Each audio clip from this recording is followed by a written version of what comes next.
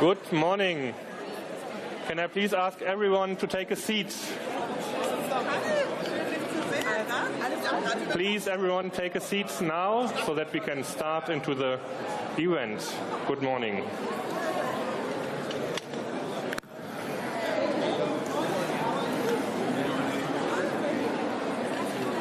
Please, everyone, take a seat and make sure your interpretation is working.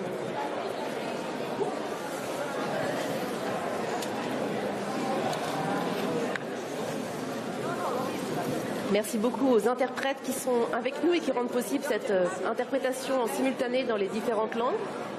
Mettez votre casque, choisissez le bon canal.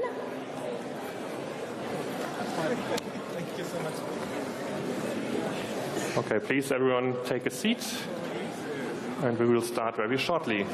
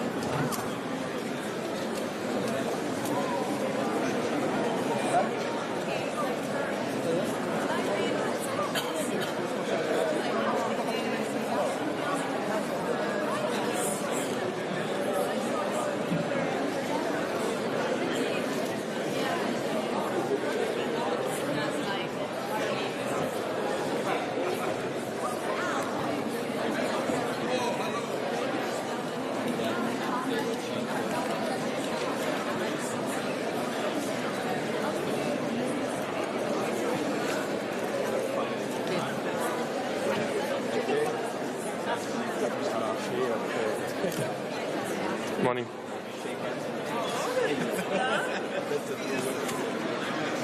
The question is, when are we starting?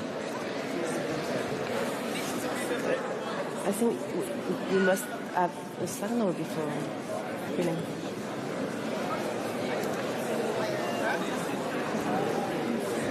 They will launch.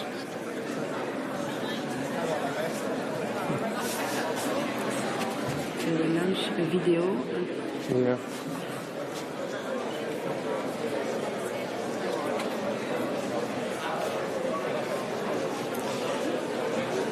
So most of you have taken a seat already, and I would ask everyone now to please take a seat.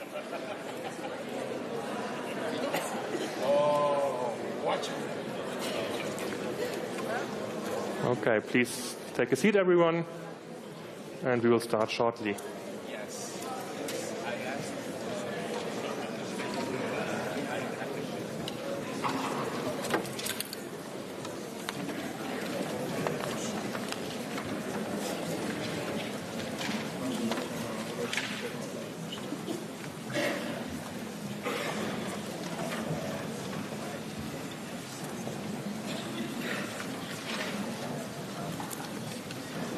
So we're waiting a few more seconds and then we'll start.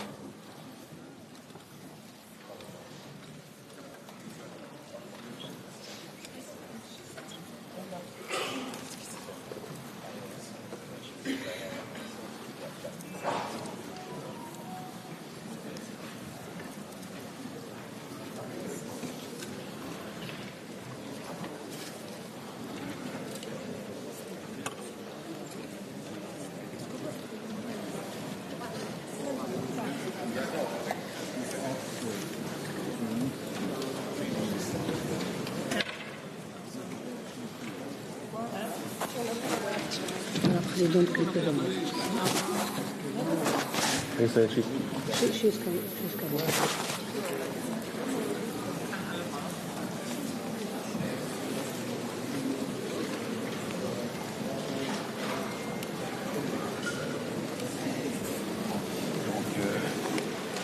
As soon as President Metsola is coming, maybe parce que je l'attrape.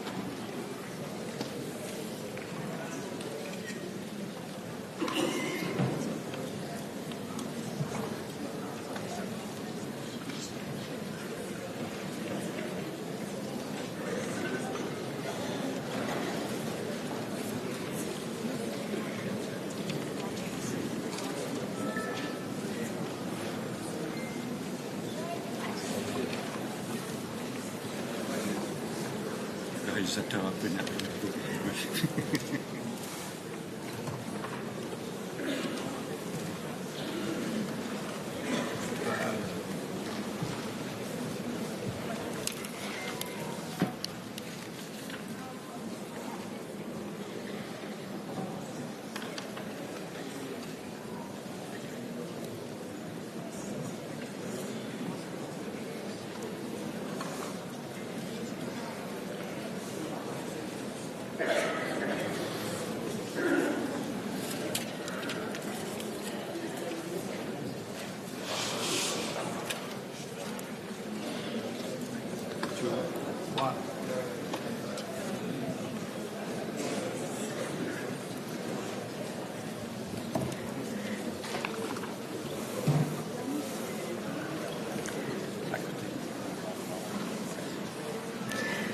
Bonjour et bienvenue pour cet événement de suivi de la conférence sur l'avenir de l'Europe. Bienvenue à tous et à toutes, que vous nous suiviez en ligne ou que vous soyez assis parmi nous dans l'hémicycle du Parlement européen de Bruxelles. J'espère que vous êtes tous bien équipés de vos casques, vous avez choisi les bons canaux d'interprétation et que vous êtes prêts à vivre avec nous cette grande journée qui est spécialement conçue pour les citoyens qui ont pris part à la conférence sur l'avenir de l'Europe pour entendre la manière dont les institutions se sont saisies de leurs propositions et ont commencé à les transformer en action, à les mettre en mouvement. Je suis Judith Ferrando, je fais partie de l'équipe qui a eu le plaisir d'animer les panels citoyens européens et avec mon collègue Jakob Birkenhager, nous allons avoir le plaisir d'animer ensemble cette journée.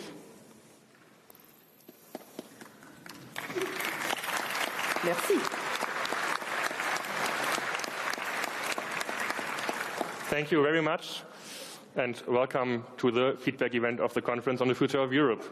About 535 citizens made it today to Brussels, despite the strike in Belgium, despite the cold, and also despite the fact that for many of the citizens, for many of you, the conference already finished a year ago.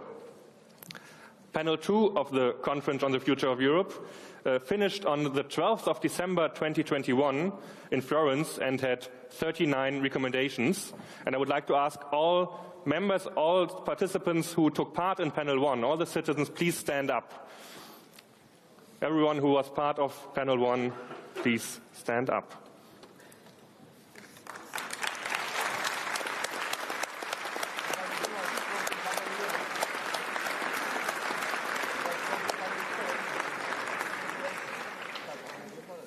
And now I realize I mixed it up. Actually, Panel 2 ended on the 12th of December in Florence with 39 recommendations, but Panel 1, which we just saw, ended on the 27th of February in Dublin with 48 recommendations. So could I now ask the members of Panel 2 also to stand up, please?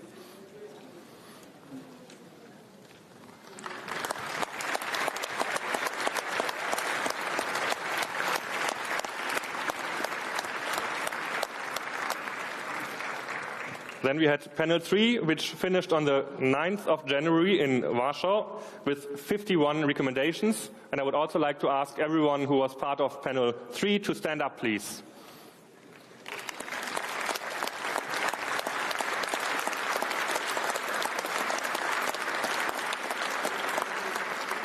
And last not least, Panel 4, which finished on the 13th of February this year in Maastricht, and they finished with 40 recommendations. And so also all the citizens of Panel 4, please stand up.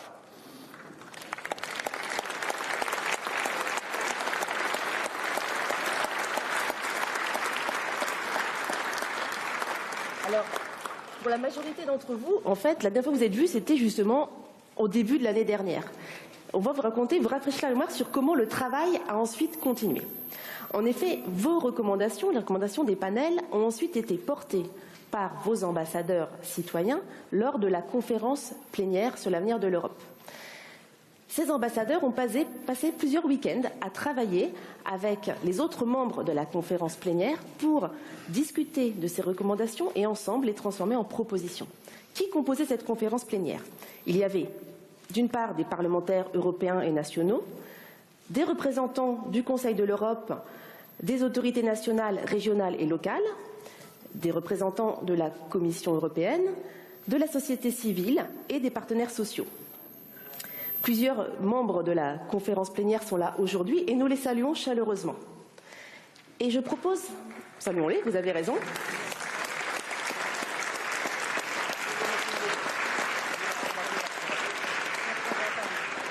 Et dernier exercice de gym, je demanderai aux ambassadeurs de se lever pour qu'on puisse les remercier chaleureusement de leur travail. Les ambassadeurs citoyens des panels, s'il vous plaît, levez-vous.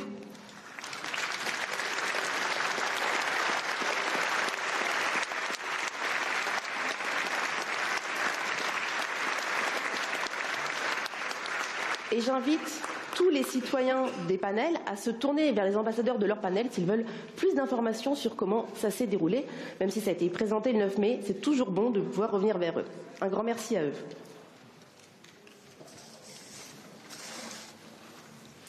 all members and participants of the plenaries worked on the recommendations and transformed them into the conference proposals. And the final result is 49 proposals with 326 measures which are part of those proposals. And on May the 9th, those proposals were officially handed over to the three institutions, to the European Parliament, the Council of the European Union and the European Commission. And many of you were there on that day in Strasbourg. Today, we are happy to be again in the European Parliament, but this time in Brussels. And we will today ask and hear about what happened to those proposals.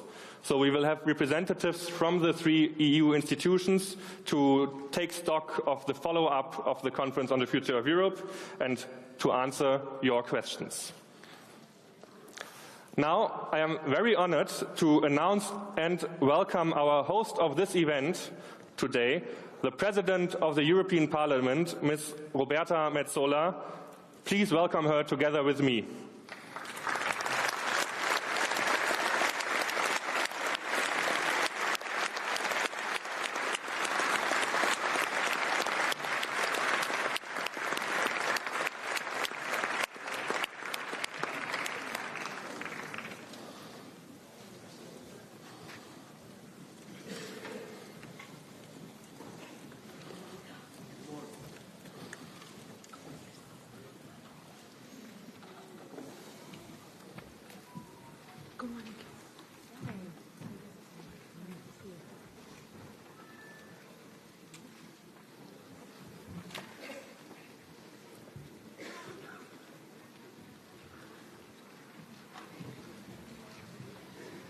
Good morning. Thank you, dear Judith and Jacob. Nice to see you here, Vice President Guy, Minister, dear Rosalind, Elizabeth, Normand. Welcome to the European Parliament. On Europe Day of 2021, at the inaugural event of the Conference on the Future of Europe, my friend and my predecessor, David Sassoli, spoke about the importance of a proper and meaningful follow-up to the results of this historic exercise by the three institutions, each at their own levels of competence. He said, and I quote, "The vision of our European project will be the compass that must guide our work in the decade to come." Dear Europeans, I am proud to stand before you all as President of the European Parliament to assure you that this institution is holding itself to its word. We were the first institution to react to your proposals in May of this year and later also in June. Our Constitutional Affairs Committee is busy working on another report which could be voted upon in the next weeks. And today we are gathered here in the House of European Democracy, your house, to take stock of what we had done. Let me start with my personal feedback. I was elected in January of this year. Since then I have met with hundreds, even thousands of people in my role as President. I have met with Prime Ministers, Presidents, politicians and citizens of all ages from all 27 Member States. Many of these meetings have one thing in common. They all want to talk to me about the future of Europe. They ask me about the conference, about the proposals that many of you in this room helped form. They ask me about strengthening the links between citizens and their elected representatives and about increasing the transparency of EU decision-making. One thing has been universally clear. People want more European democracy. They also speak to me about legislation. They ask about climate change and the environment, about the circular economy, about the ban on single-use plastics, about high-speed and night trains, and reducing our dependency on imported oil and gas. They talk about the impact of the pandemic on their lives and ask about the European Health Union, about mental health and about cross-border exchange of health data. People want to see a stronger economy, social justice and jobs. And many of them ask how the digital transition, the Working Time Directive, the Youth Guarantee, and how tax policies that support European industry can help achieve this. They also speak to me about migration, about revising our common asylum system so that we can be fair and humane with those seeking protection, that we can be firm with those who are not eligible, and strong with traffickers who exploit some of the most vulnerable people on our planet. They asked me about the role of young people in shaping the future of Europe, about lifelong learning, voting at the age of 16, sport, the youth check on legislation, about inclusiveness and gender equality. People are worried about the role of Europe in the world, framed in the context of a war in Ukraine, where the implications on our democracy are clear. They ask about our union's security and defence, about cybersecurity measures, about protecting our values, freedom, democracy and the rule of law, about measures to support a pluralistic, free and independent press.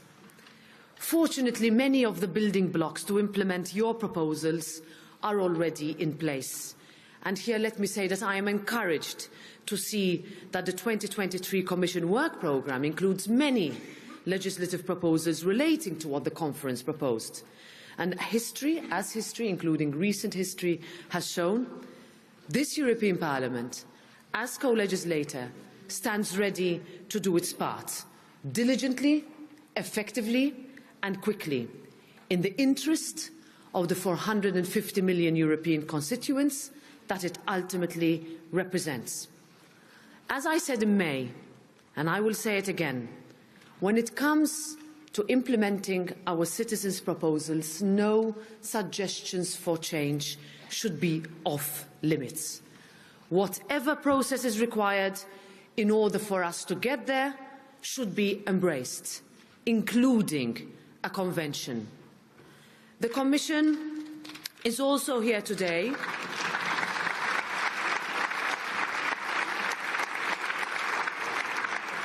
The Commission is also here today, and I know that the commitment given is shared by our institutions. Our goal must be to improve and reform our systems. Nothing should be off the table, including treaty change, because vision takes courage. Dear friends, when I look at you all here today, seated in the very same places that your elected representatives vote upon legislation, I am reminded of how important the participatory element of the Conference on the Future of Europe was.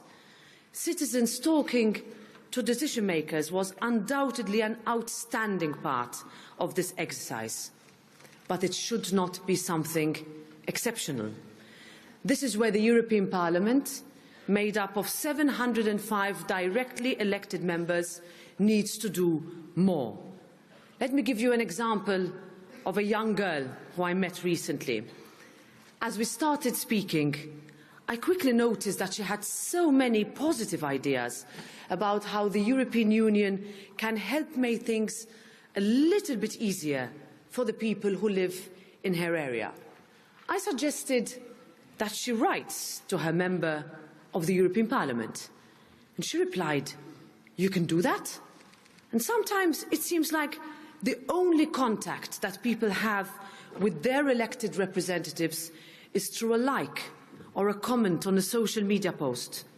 Of course, we cannot force citizens to talk to their elected representatives, but I believe we can do more to raise awareness that yes, citizens can write to their members of European Parliament. Yes, citizens can suggest new ideas to them. Yes, citizens can recommend new proposals. And in fact, they should, because that's our responsibility. That is where we need to show in 2024 that what you told us in 2019 we listened to and we worked on and we delivered. The European Parliament is not here just in these buildings. It is in every town and village in our Union. The conference on the future of Europe and the 49 proposals that you presented to us on the 9th of May are not the end. This was not a one-off exercise for the European Union. Your proposals are not some checklist that we need to tick to close the door on the conference on the future of Europe once and for all.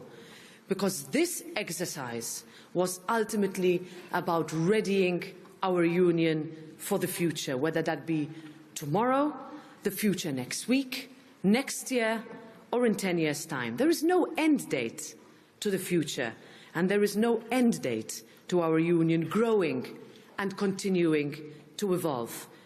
What works for EU27 will not work for EU33 or EU36. We have Ukraine, Moldova, the Western Balkans, and Georgia getting ready. But are we ready? The future is a work in progress. So is our Union. And as Robert Schuman said, Europe will not be made all at once. And today I will add that it can never be complete. It grows and develops with each hurdle we pass through, with each breakthrough we achieve, with every little piece of legislation that manages to make our shared space a little bit safer, a little bit fairer, and a little bit more equal. As President of the European Parliament, I can commit to you that we will keep working until we can say that this project is even better than it is today. Thank you very much. Enjoy your day.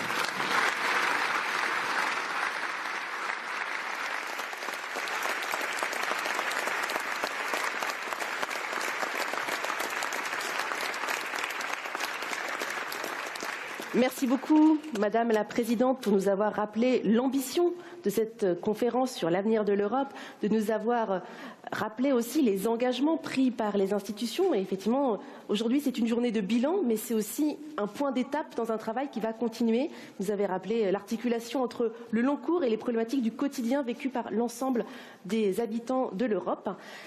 Nous allons avoir l'occasion dans quelques instants avec les trois institutions d'aller beaucoup plus loin encore dans l'exploration de comment chacune des institutions aujourd'hui prend en charge les propositions faites par la conférence sur l'avenir de l'Europe. Mais avant ça, nous vous proposons d'entendre trois des citoyennes et citoyens qui ont participé à cette aventure collective et qui ont partagé avec nous leurs expériences de cette conférence, de leur vécu, leur panel, mais également leurs attentes. Et je vous propose sans plus attendre d'entendre Roselyne, Elisabeth et Nordmund. Roselyne.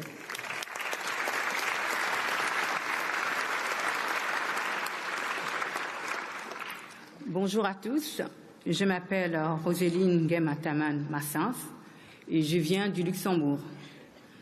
Avant de commencer mon témoignage, j'aimerais d'abord remercier les trois institutions pour l'organisation de cet événement. C'est une expérience enrichissante en tout point de vue, sur le plan humain, social, culturel, politique et bien plus encore. En prenant part au panel, je me suis rendu compte de ce qu'était concrètement l'Union européenne, de ce qu'elle représentait, ses institutions, son fonctionnement, ses représentants et le plus important, l'importance de son existence.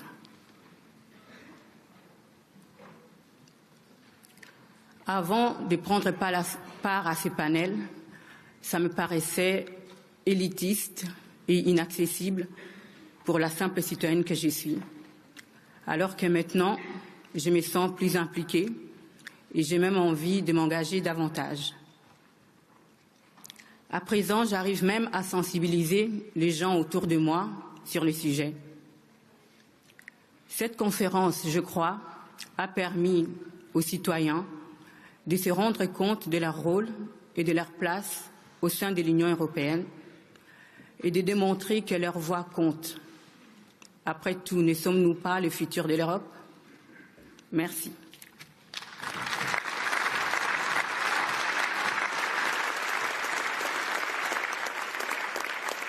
Un grand merci à Roselyne pour avoir ouvert le bal de ces témoignages. Nous entendons à présent Elisabeth.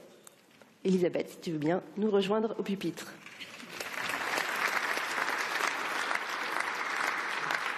Bonjour à vous tous. Elisabeth Piacentini, citoyenne franco-européenne. J'ai participé activement aux travaux du panel français. Je suis heureuse de porter les questionnements, interrogations et exigences des citoyens qui ont participé à la conférence citoyenne européenne. Nous sommes désireux de voir nos 49 propositions aboutir sur des réalisations concrètes sur le terrain, le plus rapidement possible. Vous le devez à tous les citoyens européens qui ont porté ces aspirations avec beaucoup de conviction. Nous souhaitons fortement que nos institutions fassent preuve de pédagogie et répondent aux attentes des citoyens dans leur quotidien. Pour ce faire, il serait judicieux de bien identifier et prioriser les mesures qui relèvent du temps court et celles qui ont vocation à être traitées sur la durée et d'expliquer pourquoi. Le but restant la réalisation du programme dans sa globalité. Nous vous demandons de bien ordonnancer les chantiers et de mener la construction de tout l'édifice en sécurisant ses fondations. Dans cet esprit, il faut réconcilier les citoyens avec le projet européen, ses institutions et ses valeurs. Le principal enjeu, c'est la confiance retrouvée. Dans un contexte de montée des extrêmes, de crise écologique, énergétique et de guerre en Ukraine, il est impérieux de fédérer les citoyens autour du projet européen et d'ancrer leurs droits et valeurs fondamentaux dans le marbre. Il faut ainsi que le droit européen et les institutions de l'Union soient au rendez-vous et répondent de façon définitive à ces aspirations. Les citoyens de la conférence demandent une action résolue et décisive sur ce point. Il faut engranger des résultats une fois pour toutes sur ce terrain. Merci de répondre à ces attentes et questionnements fondamentaux qui nous permettront de bien vivre ensemble, heureux et solidaires, dans notre belle maison Europe. Je vous remercie.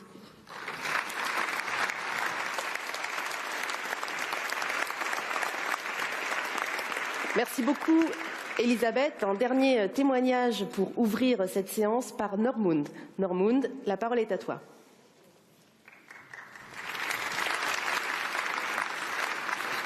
Labrīt! Mani sauc Normunds Legziņš, un es esmu no Latvijas. Es biju konferences vēstnieks darba grupā Vērtības, tiesības un tiesiskums. No šodienas pasākuma es sagaidu pilnīgu caurspīdīgumu un precīzi informāciju par to, kas jau ir paveikts un kas vēl ir priekšā. Ja ir grūtības darba procesā, tās var pārvarēt. Ja dažs priekšlikumi nevar īstenot, mums jāzina, kurus un kāpēc. Jo īpaši mēs vēlamies, lai iestādes mums pastāstītu, kā tās nākotnē plāno cīnīties pret dažādām diskriminācijām dalībvalstīs un dalībvalstu starpā.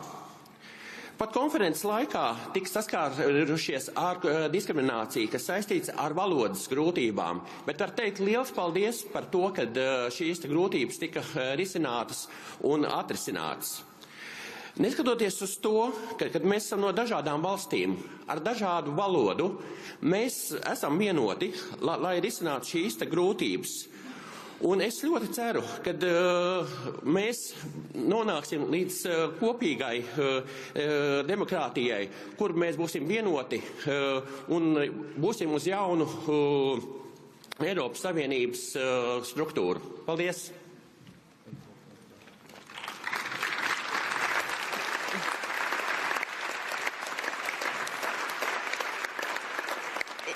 Merci beaucoup Normund, merci beaucoup à tous les trois. Je crois que ces trois premiers témoignages nous donnent la tonalité mais le niveau d'attente aussi des citoyens par rapport à cette démarche. Et avant de passer à une phase de questions et de réponses, parce que les citoyens ont préparé des questions pour les institutions, je vous propose d'engager une conversation avec les trois institutions qui ont conjointement lancé cette démarche de participation tout à fait inédite à l'échelle européenne. Donc la Commission européenne, le Conseil de l'Union européenne et le Parlement européen. Et pour cela, je passe la parole à Jacob. Thank you, Judith. Yeah, as Judith said, and as we all know, the conference has been organized by the three institutions as co-signatories of the joint declaration for the Conference on the Future of Europe.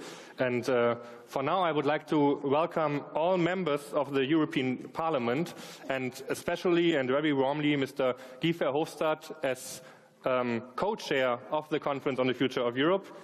Mr. Verhofstadt, the floor is yours. Thank you. So, first of all, thank you very much to the 535 citizens who are here today. We are only missing, how many? 200, I think, 250 or something like that. But I think it's a very good attendance rate. It's even sometimes better than the Parliament itself, the attendance rate. So I'm very pleased that you're all here. And it's also a little bit an emotional moment. Everybody sees friends back that we didn't see for 7 months now. Emotional gathering, because also that remembers me what the most emotional citizens panels that I have participated in. That was you remember that in Dublin. Not because of the Guinness beer, that was also part of the of that panel. Awful beer, in my opinion, but okay, so it's, not too many Irish people here, hopefully. But emotional, why? Because you remember that it were the citizens who, as the first in that panel, reacted to the start of the war in Ukraine and said, look, this conference cannot go on if we don't take into account what is happening today in Ukraine. Why? Because these people in Ukraine, the citizens in Ukraine, who are not there in our citizens' panels, but who are in our mind and in our heart, they are fighting for European values. They are fighting for the European ideals better than we do it the last decades in Europe. And I found it a very emotional moment because it was citizens who pressed us to put Ukraine in the middle of our discussions. And in the meanwhile, I think many of our citizens, I even have heard that some of our citizens have entered in politics. So even that happened the last 7 months. But we concluded, dear friends, these conclusions of the conference 7 months ago. And if you look backwards, I think we can say today that there are today more reasons to implement the conclusions of the conference than 7 months ago. And why I'm saying that? Because in the meanwhile, since the end of our conference, what we have seen is the need for social support in the European Union due to the crisis, the need for an energy transition, for an energy union. We have seen more need for defence cooperation inside the European Union. We have seen that there is a need that finally we have a migration strategy in Europe, and we have seen the need for more foreign policy, diplomacy, to end, in fact, what is happening on the ground in the neighbourhood of Europe.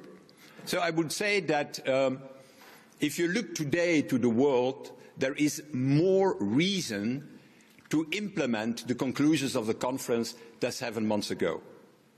And I have to tell you that I want to thank the European Commission, because the European Commission has done a lot of work the last 7 months. What they have done is they have put a maximum of proposals, of your proposals, inside the Commission work programme that has been presented a few months ago by Commissioner, the head of the Commission, Mrs. von der Leyen, to the Parliament and to the public. But besides that, we have to be honest, in my opinion, it's not enough. It's very good what the Commission has done, and that's the task of the Commission to do that. But we, as 3 institutions, have a common responsibility. A common responsibility not only to realise 60% or 65% or 70% of this proposal. I had never such a rate at school. That's not the issue or the problem. But it's not enough to say, okay, we have done 60-70% of the proposals have been realised in the working programme of the Commission.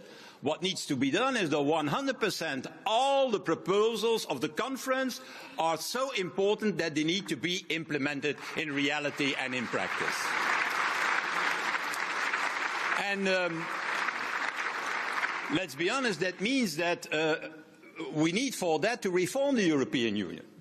A lot of your proposals have an obstacle, a hurdle, cannot be realised, because we need to change the competences of the Union, because we need to change the rules inside the European Union to make it happen. I can give a few examples. A health union. A health union is not in the competence of the Union for the moment.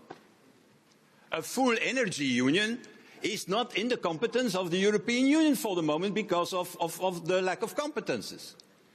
We have no, let's be honest, a real migration strategy that is agreed between Council and Parliament for the moment. So we cannot implement your proposals on migration.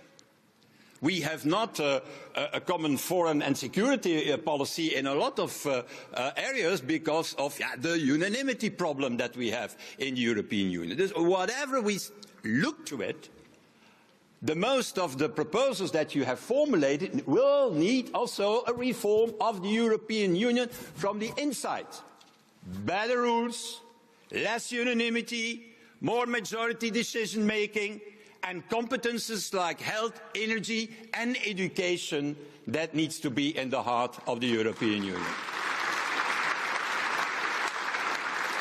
It's for that simple reason, dear citizens, that we with the Parliament a few months ago have asked for a convention. What is a convention? A convention is not changing the treaties right now. A convention is a place where the institutions will meet each other to discuss the reform of the Union. That can lead to a treaty change, that's possible. That can also lead to new competences for the European Union. Hopefully that will be the outcome. But a convention is in our idea necessary to put everybody around the table, giving the conclusions of the Conference of the Future of Europe and saying, okay, to make this happen, what needs to be changed in the Union? Can we continue, for example? I will only give one example to not make it too depressive today. And it is unanimity. As we are speaking today, there are in the Council for the moment 4 important issues blocked because of unanimity. First of all, I give you the list. The fact that we need to give 80 billion of budgetary aid to Ukraine. What is absolutely key, these people are fighting for their country and for our values. They need our financial aid, not only military, but also money to survive in their fight against Russia. That's needed to pay the pensions, to pay the salaries of the military. It's blocked today. We have on the international level finally an agreement on a minimum tax on multinationals. That's one of your key proposals in the Conference on the Future of Europe, saying that everybody has to pay his fair tax. And also big tech companies from America needs to do it. And with that money we can go forward in the European Union with a number of investments, social policies and so on. Blocked in the Council, blocked in the institutions because of unanimity. There is a recovery plan of every country, including Hungary, that needs to be approved. The pandemic is already 2 years ago, so that recovery plan needs to be approved. And at the same time, we need to apply the rule of law in all countries of the European Union, also and certainly in Hungary.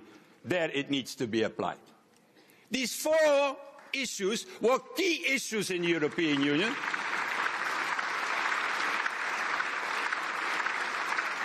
These 4 issues were key issues in the European Union, are linked to each other. I should say typical Belgian policy. But as I am a Belgian, I will not make the reference to that. So blocked because of unanimity and making it possible that one country or 2 countries or 3 countries blackmailing the other. So your proposals were good proposals that we share, that we have approved in the conference, need to go over that obstacle, and therefore we have said, let's start to look to a reform, abolish unanimity the fastest as possible, so that finally the wish of the people can be implemented the fastest as possible. So, I go never over my time in the Parliament, so I will do it not now either. But in any way, I have 2 requests. That is, first of all, that you keep the pressure. Keep the pressure not only here in the Parliament, but keep the pressure also to your national parliaments and national governments to make this happen. And my second is that we as institutions take a responsibility, working together, making this happen, so that when we see each other next year, because I would invite all the citizens again next year, and that way maybe we can tell them at that moment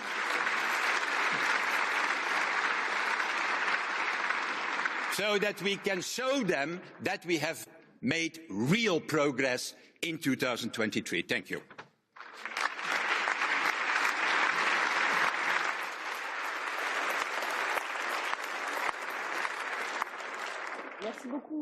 Merci beaucoup, Monsieur Verhofstadt, d'avoir souligné l'importance des propositions issues de la conférence sur l'avenir de l'Europe comme accélérateur de la transformation des institutions européennes, mais aussi nous avoir raconté les discussions intenses qu'elles provoquent au sein des institutions. C'est très important et très intéressant aussi de savoir ça pour les citoyens. Et je vous remercie de ça et je me permets d'inviter à nous rejoindre pour poursuivre cette exploration de comment les institutions se sont emparées des propositions. Monsieur le ministre Mikuláš Bek, pour le Conseil de l'Europe. Monsieur Bek, vous êtes le ministre tchèque des Affaires européennes et vous présidez actuellement le Conseil. Je rappelle que la République tchèque préside actuellement le Conseil de l'Union européenne. La parole est à vous. Merci beaucoup.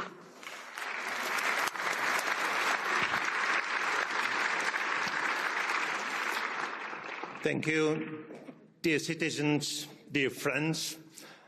I'm obviously going to be the most dull speaker of today because my job is not to speak for myself or for the Czech government, but my duty is to represent the common denominator of 27 member states in the Council, 27 member states with different historical backgrounds, political cultures, problems in the social or economic area. So I will have to keep low profile as myself, and I have to speak for the consensus among the member states. It's now time for the institutions to report back and give you feedback on the work carried out since the 9th of May. Today, I'm therefore particularly happy to meet you all and to present to you the work undertaken by the Council for the implementation of your proposals. I can proudly say that the Council has been working in earnest, along with the other institutions, towards the implementation of the outcomes of the conference.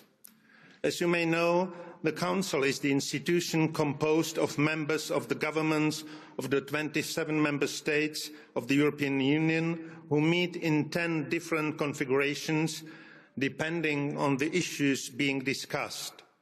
One of the Council's main tasks is to adopt EU legislation, most of the time as a co-legislator with the European Parliament, based on a proposal from the European Commission, and in some cases as the main decision maker. The General Affairs Council, which gathers the ministers for European affairs of your countries and which I have presided since July, has examined the topic of the conference follow-up at each of its meetings since May on a monthly basis. The Council's work to implement the results of the conference started right after the closing of the conference.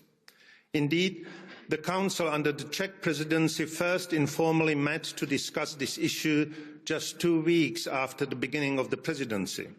Since then, we have worked comprehensively and continuously to identify common ground and positions through a variety of means, whether questionnaires on specific issues or debates of the Council on grander political decisions. We have notably worked on the basis of a very comprehensive and detailed analysis of each of your 49 proposals and 326 specific measures. This analysis helped us to understand what was already being done in the fields covered by your proposals and, most importantly, what remained to be done and how it could be done.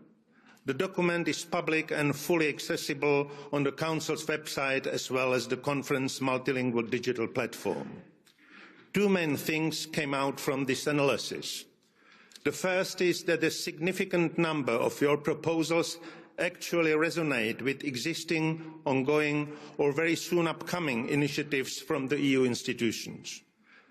The 2019-2024 strategic agenda of the European Council, which provides an overall framework and direction for the work of the Union, is in this perspective very much aligned with the outcome of the conference.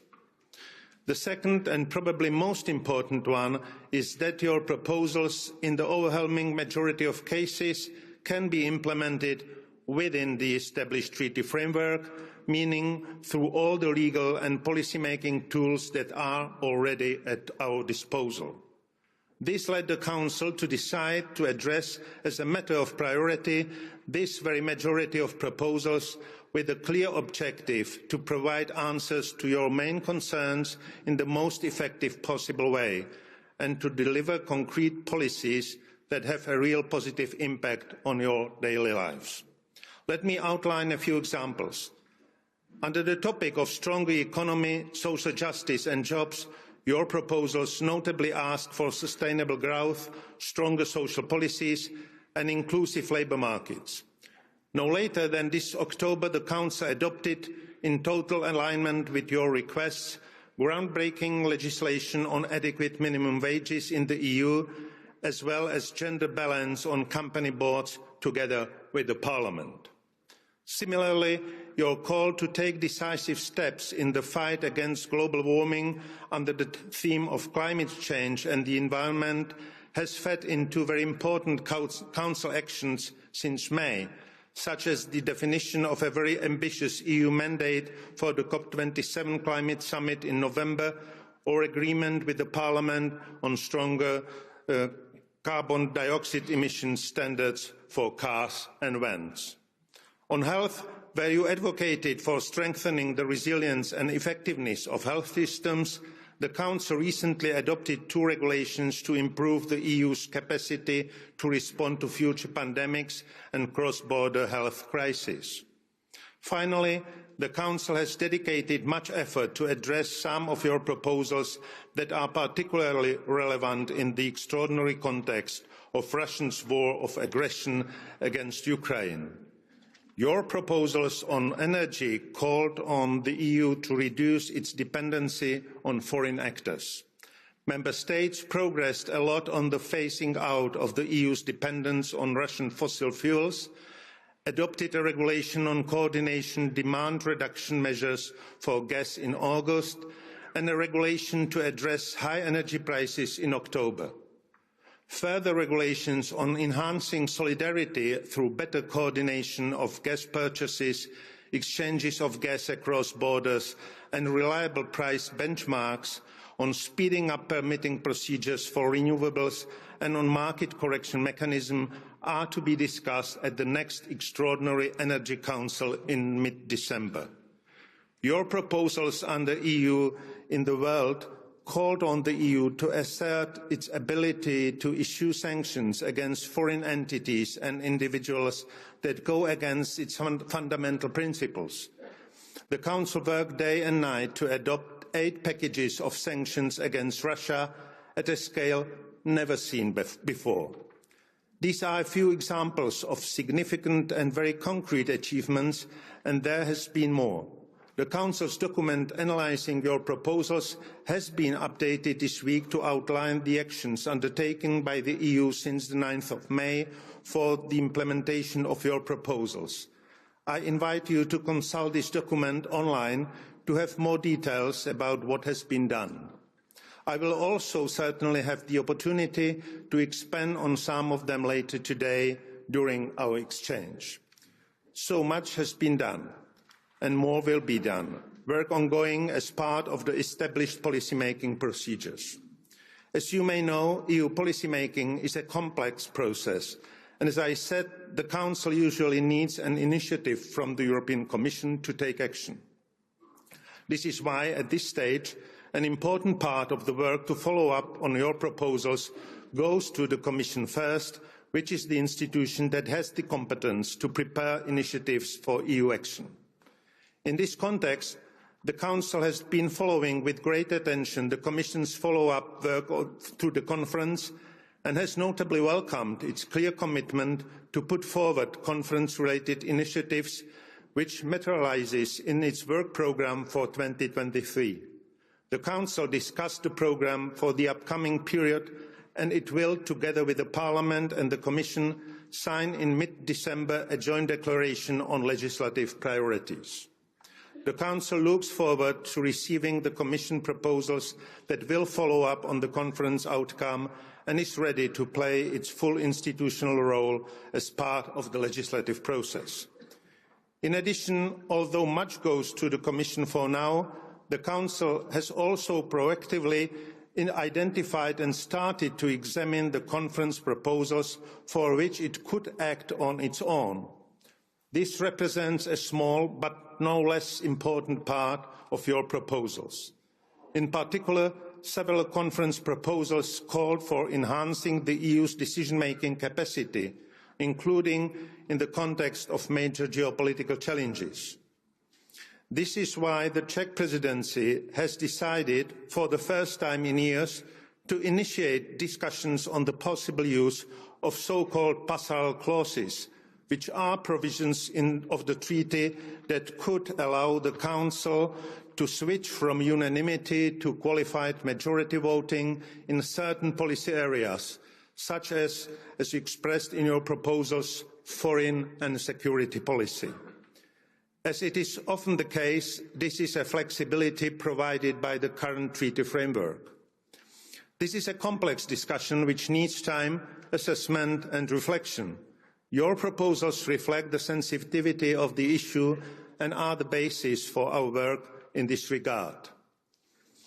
In parallel, I would like to stress that not only the Council as a whole, but also all of its 27 member states are committed to continue the work on the Conference on the Future of Europe at national level.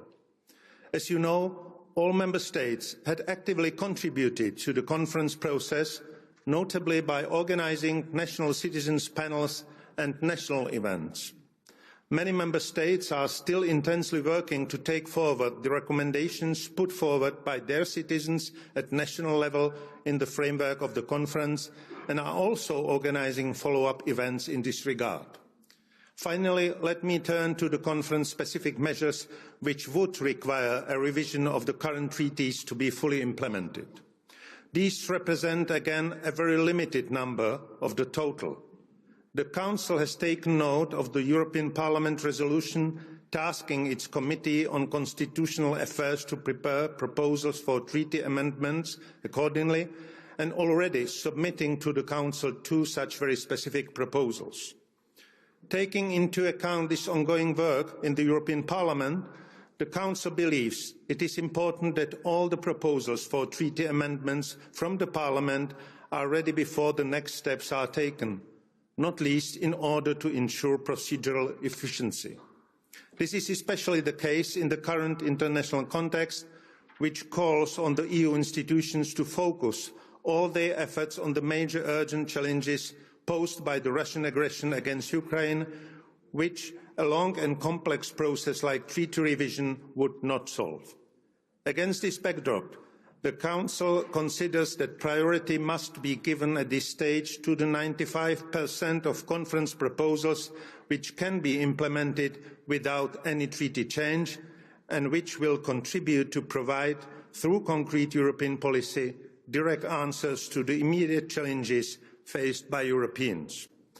Once the Parliament completes its work, the Council will be ready in line with its obligations under Article 48 of the Treaty, as well as its commitment to ensure the best follow-up to the conference, to submit the proposals it will have received to the European Council and to notify the national parliaments. Dear citizens, this is in a nutshell what the Council has been undertaking since the 9th May to give the most concrete and effective possible follow-up to your proposals. Now you may wonder what's next. As you can see, work is well underway on the implementation of your proposals. Many have matched with existing, ongoing or soon upcoming EU actions. On the other hand, many others do require further action from the EU institutions. You can witness from this event that they are very well received and will be subject to a thorough follow-up. I therefore invite you in the following month to take a close look at the action of EU institutions, including to that of the Council. Look at what we do, dig into the acts we adopt. You will see that a lot actually links to your proposals and in that way contributes to create, as a follow-up to the unprecedented exercise that the conference has been, the future of Europe you have designed. Thank you very much.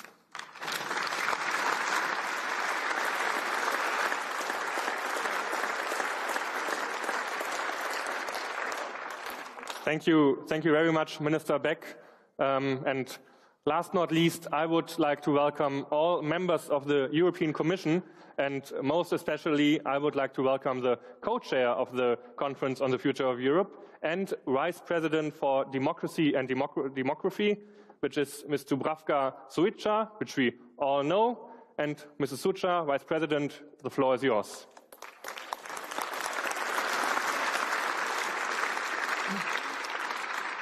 Thank you. Good morning to everybody, dear ladies and gentlemen, dear citizens of all generations across all member states. I want to give you a warm welcome to European Parliament, to Brussels, and it's a great pleasure for me to take part in this big event this morning and to see so many familiar faces again. Since I speak on behalf of the European Commission, it's not an easy task to talk after Minister Beck, but also after Mr. Verhofstadt, who gave the tone. So I'll try my best. As you know, we have been working with the proposals of the Conference on the Future of Europe ever since 9th of May. Before we move on to the more detailed feedback on your proposals, I want to take a few steps back. Let us look once again at our point of departure, to look at just how far we have truly come, and together. This can be an unprecedented journey, as all of you know. This also has been a human journey. This has been a journey that has challenged all our lives in many ways. This has been a journey that will now have a direct impact on millions of citizens across the European Union as we follow up on your proposals. Going back a step takes me to a time before COVID-19. From the beginning of my mandate as the Commission Vice President responsible for the conference, I was fascinated by the idea of launching a debate on the future of Europe with randomly selected citizens at the very center. There were many skeptics at the beginning, many who thought that this could not work or who thought that this would be a threat to representative democracy.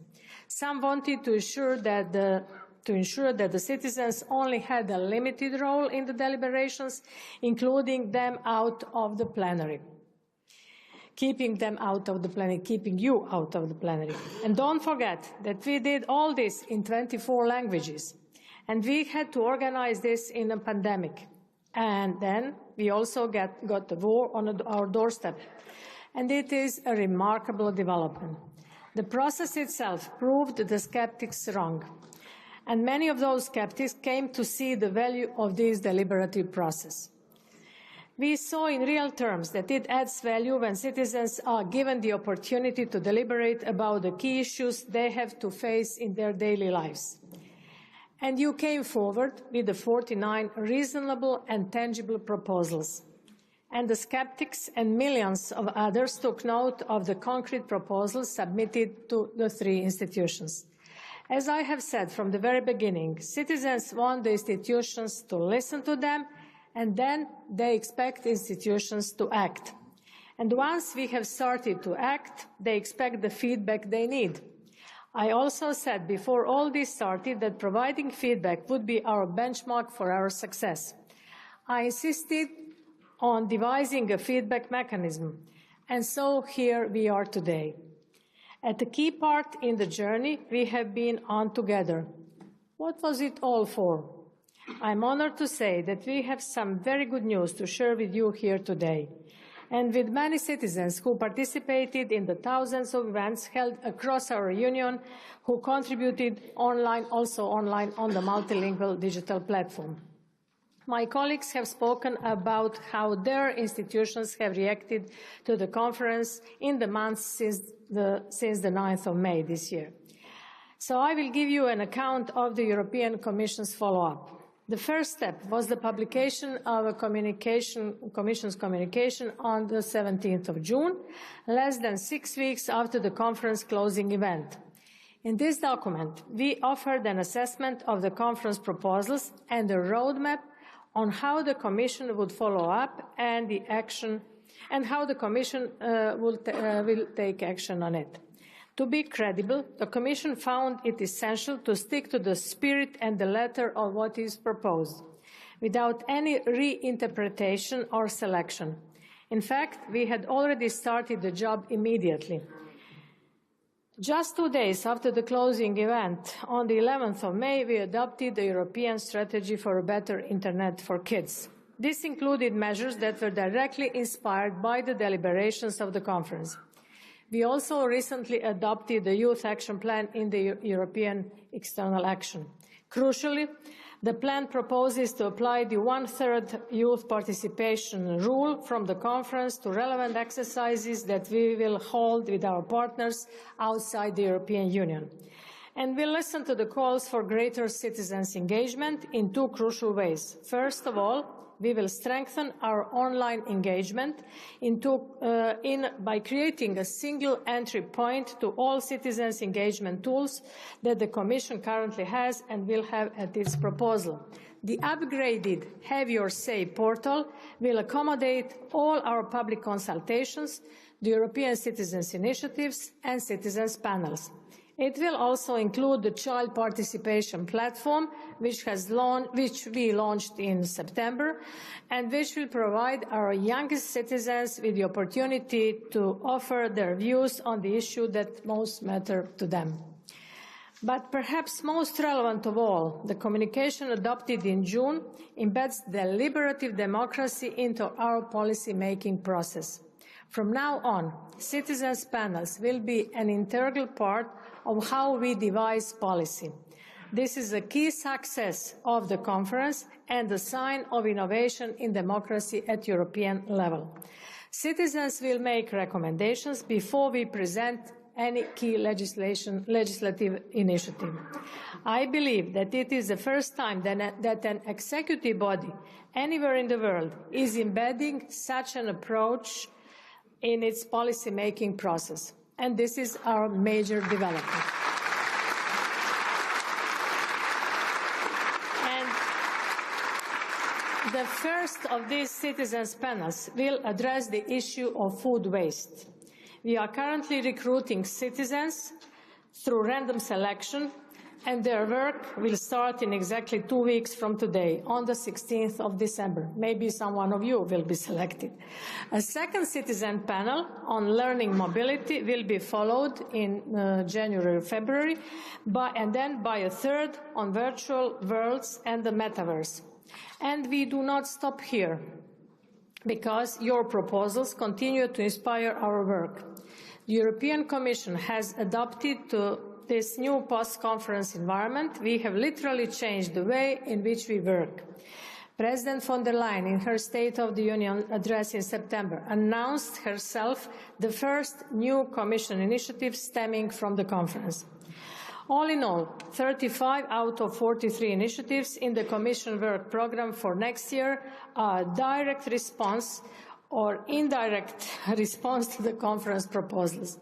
More than 80% conference proposals were a key driver of the next year's planning.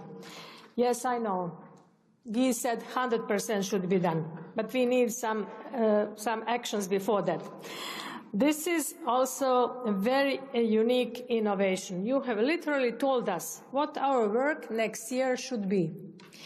And I will stop here because my colleague, Vice President Maroš Šefčovič, will give you some further details on this later.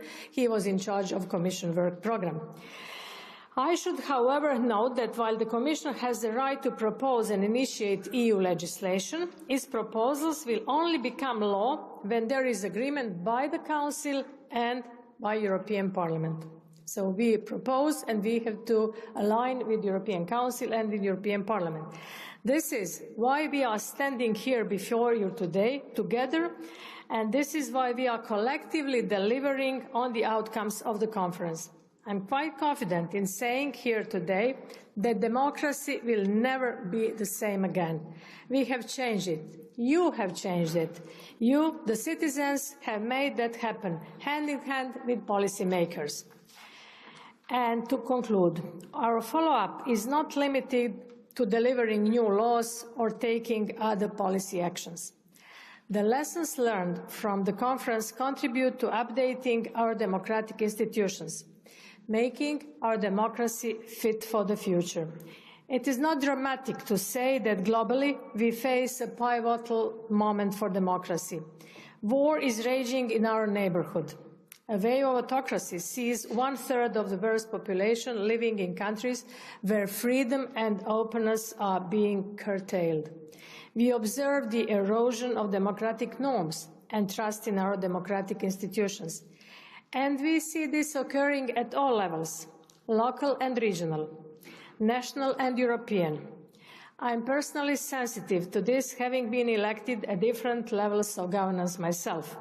However, it's not all bad news, and this is due to one important reason. I am grateful for this fact that citizens, you citizens, are willing to be more engaged in your democracy, beyond the ballot box, in the fight for our democratic values. Our best allies are our citizens. You are our best allies. You have left us legacy, and we proudly take that legacy forward to make better policies for all our citizens, for all our generations, leaving no one behind and nowhere behind. Thank you very much.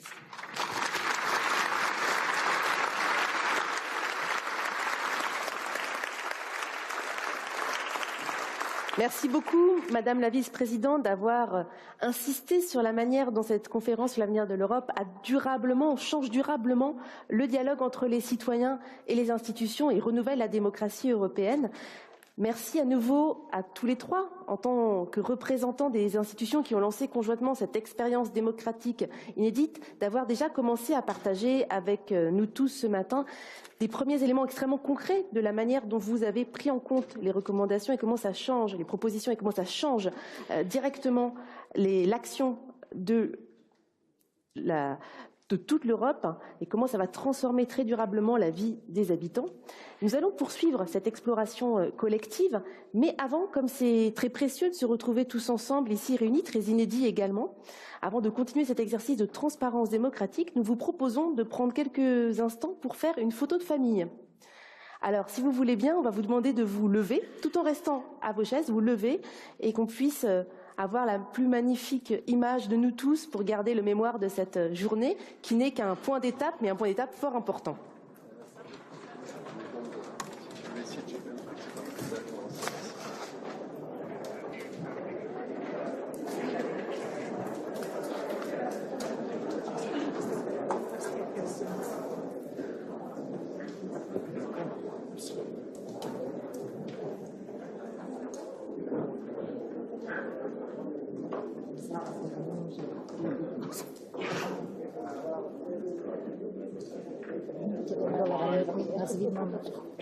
Pardon.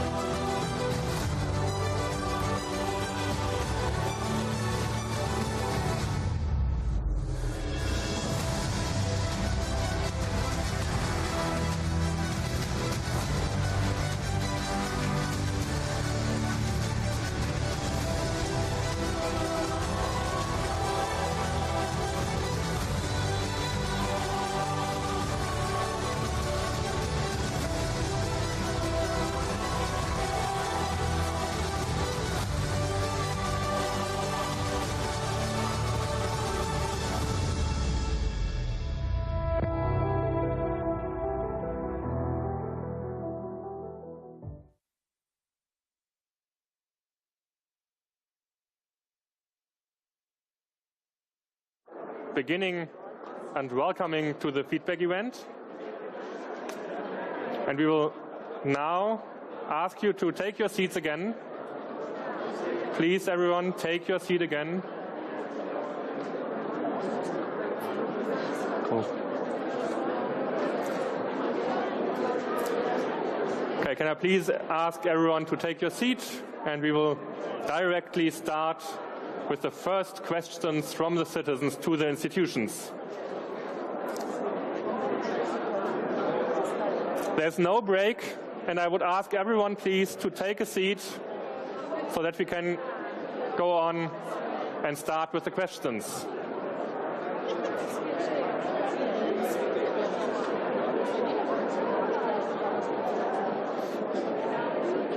Can I please ask everyone to take a seat?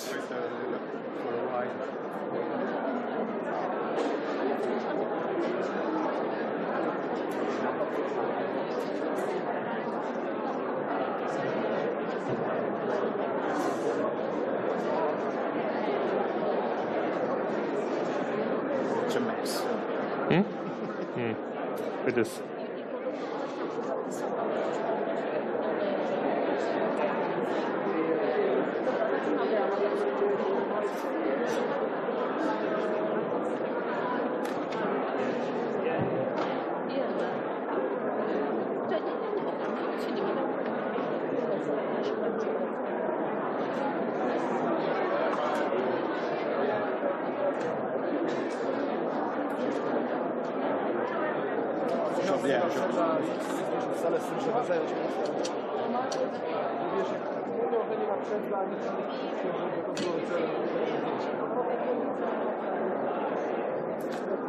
A ja idę do toalet. Nie, idę do toalet.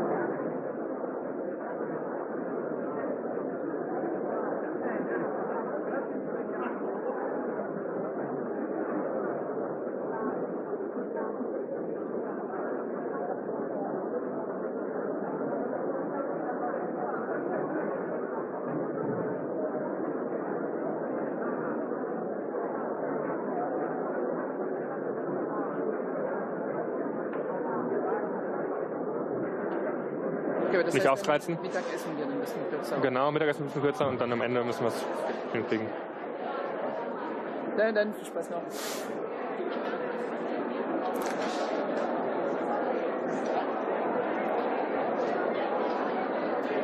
Can I please ask everyone to take a seat again? There will be a lunch break later, and now we would start with the questions from the citizens and the answers from the three institutions. So please, everyone, take a seat now so that we can go on with the program.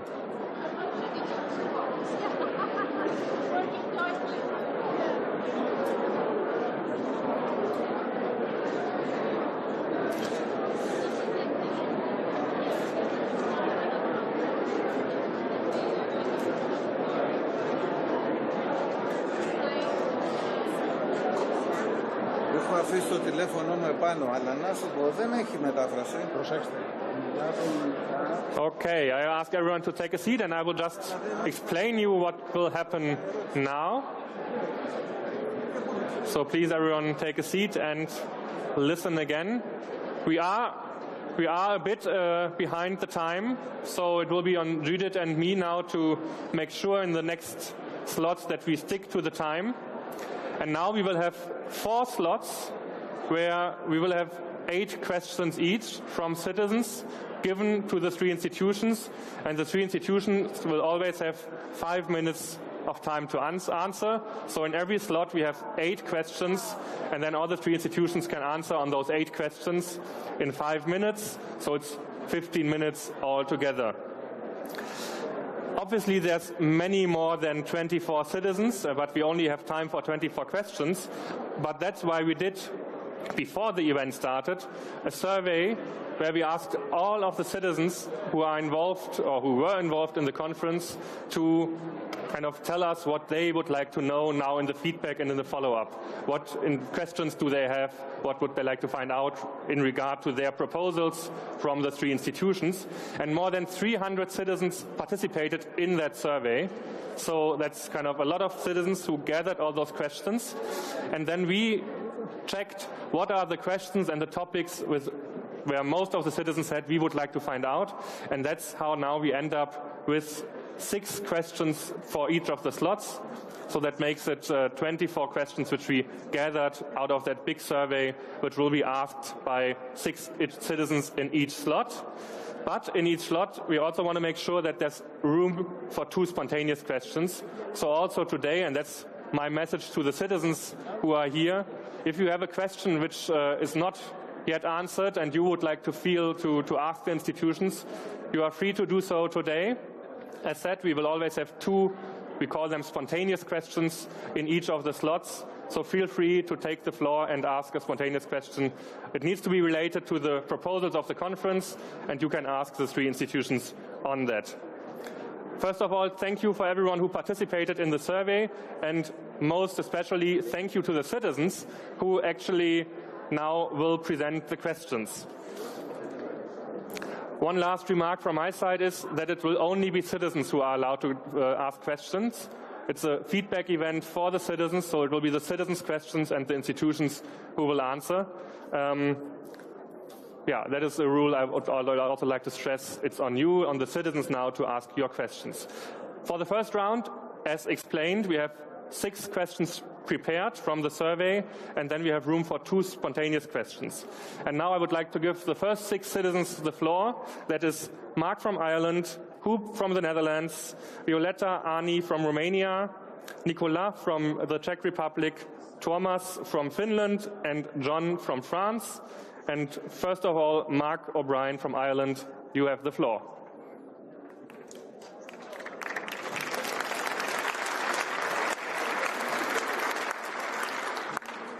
Thank you.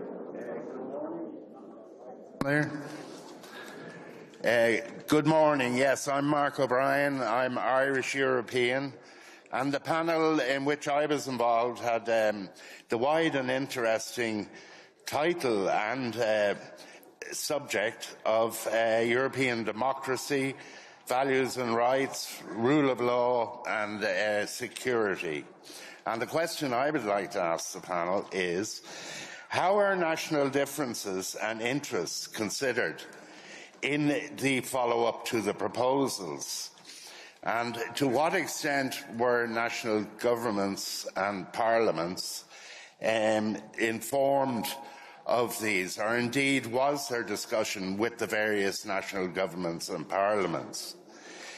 And although integration is paramount in all this, I would suggest that in tandem with this, each individual country has their own individual problems, and we also all have our strengths and weaknesses. So, being the large family that we are, we need to look after each other. I know, for instance, in Ireland we have a catastrophic situation with accommodation / housing at the moment, and all help is welcome. Míle buíochas ag éisteacht liom, or in English, thank you very much for listening to me.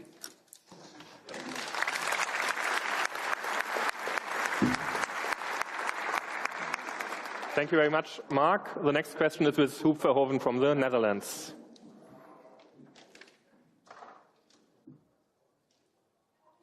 You need to press the button as well.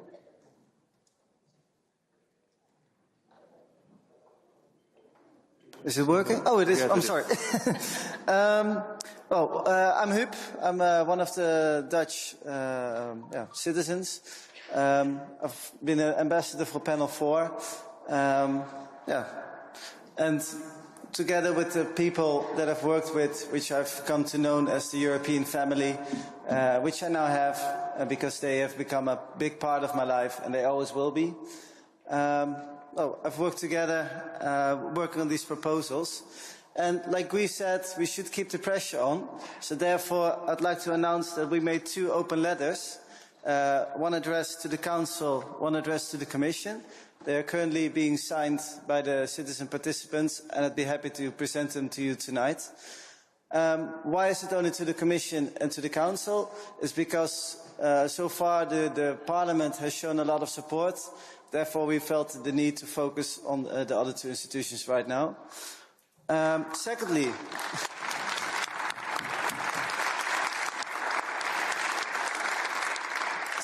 I've got a question on behalf of all of us panelists. There's 95% of the proposals that don't require treaty change. The other 5%, that's the thing we have a question about. We are the European citizens representing the other European citizens throughout our union. And we want our voice to be heard. We know and we recognize you are already working on our proposals. and we expect you to keep working on that in the future. However, we want to make sure that you will focus on our proposals and you will not forget our voice.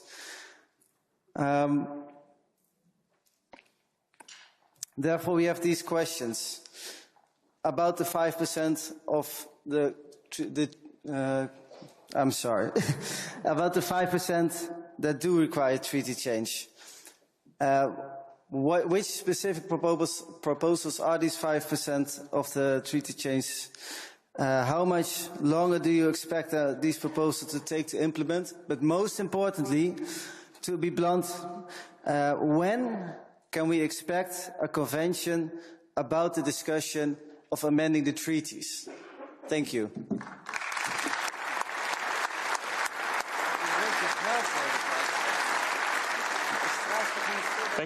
Thank you, Huub. And the next question is Violeta Ani Anton from Romania. Hello everyone, I'm Violeta Anton, I'm coming from Romania.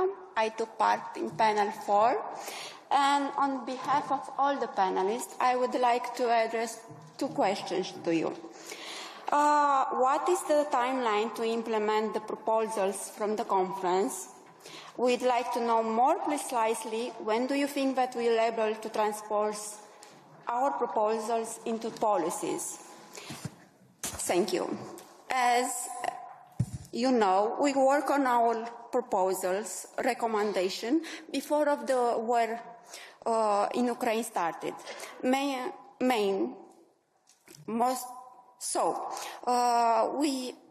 Many of us, therefore, wondering what will be the impact of the war on the political follow-up of the proposals.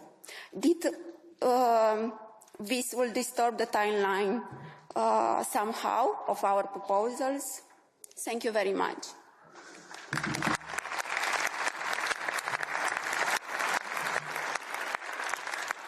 Thank you, Violeta Ani, and I'll give the floor to the next question to Nikola Moravec from the Czech Republic.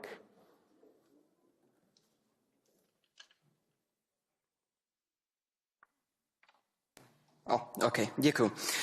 Dobrý den, jmenuji se Nikolas Morávek a pocházím z České republiky. Když konference začínala, bylo mi 16, teď je mi 17, takže je vidět, že uplynula dlouhá doba. Mám zde otázku pro všechny 3 instituce, ale nejvíce mě zajímá odpověď pana ministra Becka. Moje otázka tedy zní: energetická bezpečnost a nezávislost na třetích zemí je důležitější než kdy jindy. V návrhu číslo 18, ale i v návrhu číslo 3 jsme navrhli, aby EU dosáhla větší autonomie v oblasti výroby a dodávek energie v souvislosti s probíhajícím ekologickým přechodem. Jaká opatření zavádíte, abyste se posunuli směrem energetické autonomie? A dovolte mi prosím se zeptat ještě na jednu otázku pana ministra Becka. Pane ministře Becku, velice oceňuji vaši kuráž, že jste přišel, ale co mě a určitě i další zajímá, je, proč tvrdíte, že nemůžeme tuto konferenci brát vážně. Děkuji. Thank you.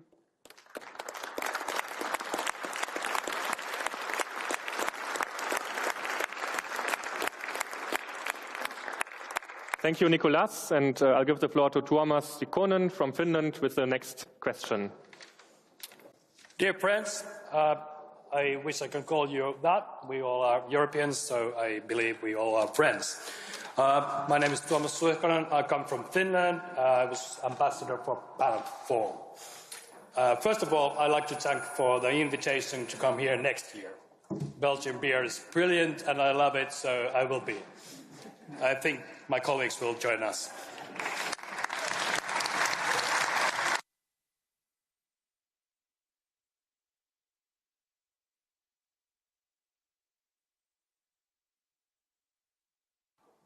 Okay. We're back. That's good. Then there is actually questions for you guys. I think this is the single most important thing what we can do for the future of Europe, and it goes with the proposal 39. It goes with proposal 21, and in those proposals we ask to leave anonymity in decision making. We want to leave anonymity in decision-making in foreign policy, security issues, and many others in order to improve and foster our union. And we ask where we are in this moment with these topics and what we can expect you. We actually want better union, and this needed to put it on. Thank you, guys.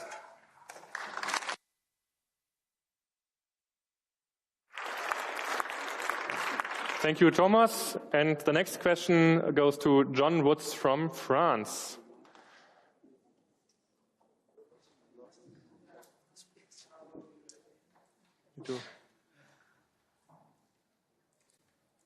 Can wait? Yeah. There you go. So, John Woods, France.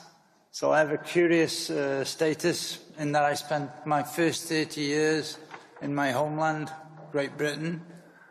Born in England, but with Irish and Welsh blood flowing in my veins. And I moved to France then to work, where I met my wife. She's still my wife. And 20 years later, no hair, a lot of kilos on my waistline, I continued my personal odyssey to work in Germany, where I've been for the last 20 years, which explains why I speak 3 languages badly, all 3. And on a brighter note, why I'm a convinced European, in which hopefully the sum is greater than its parts. A question now. In Proposal 23, we touched upon the need for a joint European armed force.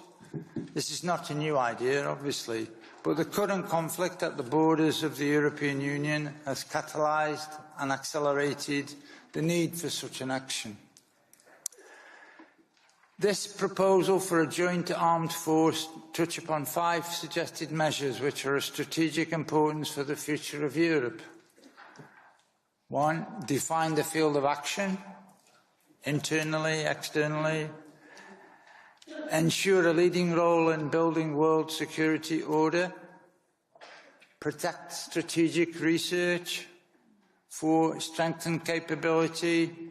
5, how to counter disinformation, which we're all living on the front line today. What is our state of progress today, and what can be done quickly already in that regard? Just a few comments. I'm English, so I have to say something more. I'd like to finish with a couple of quotes. I'm old enough to know Bob Dylan, and 60 years ago he wrote, "And we better start swimming or we'll sink like a stone, because the times they are a-changing." The older people might know that, the younger maybe not. And there's also a French expression. Thank you. There is a French expression which dates from 1998. I won't say why, but "La victoire est en nous."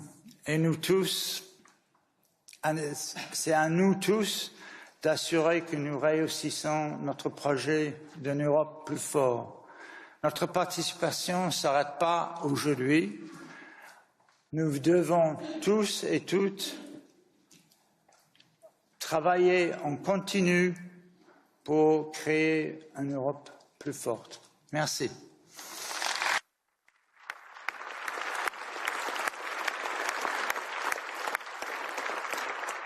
Thank you very much, John. Now we have space for 2 more questions, which you might have very spontaneously. So if you want to ask a question now on the spot, you can raise your hand and I can give you the floor. And I see the lady in black up there. That is number, I'm not sure which number it is, but please give her the mic. Can you hear me? Okay, brilliant. Dear friends, my name is Nini Norra and I come from Finland. I am in fact the National Citizens Representative of Finland, a group of representatives which was perhaps a bit less represented in these conclusions. And by that standing, I wish I could give my full support to the recommendations. But since many of the national panels were somewhat forgotten, and many of us national citizens representatives unheard and also somewhat forgotten. I mean, I didn't hear any mention of us today at the beginning of this meeting, although we worked all the way from the beginning to the end. My question is, how do you intend to keep your promises when a sizable amount of the member states did not agree or were not represented in these recommendations, my own country somewhat included? I mean, we do represent thousands of people, so how do you manage to achieve the mandate? After all, we do exist in a democratic system. Thank you.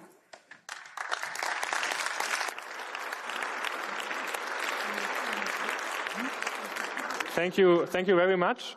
Is there someone else who would also like to raise a question? Okay, I see hands there, and I would go with the gentleman in the very back in the blue shirt. Yes, you could stand up, please.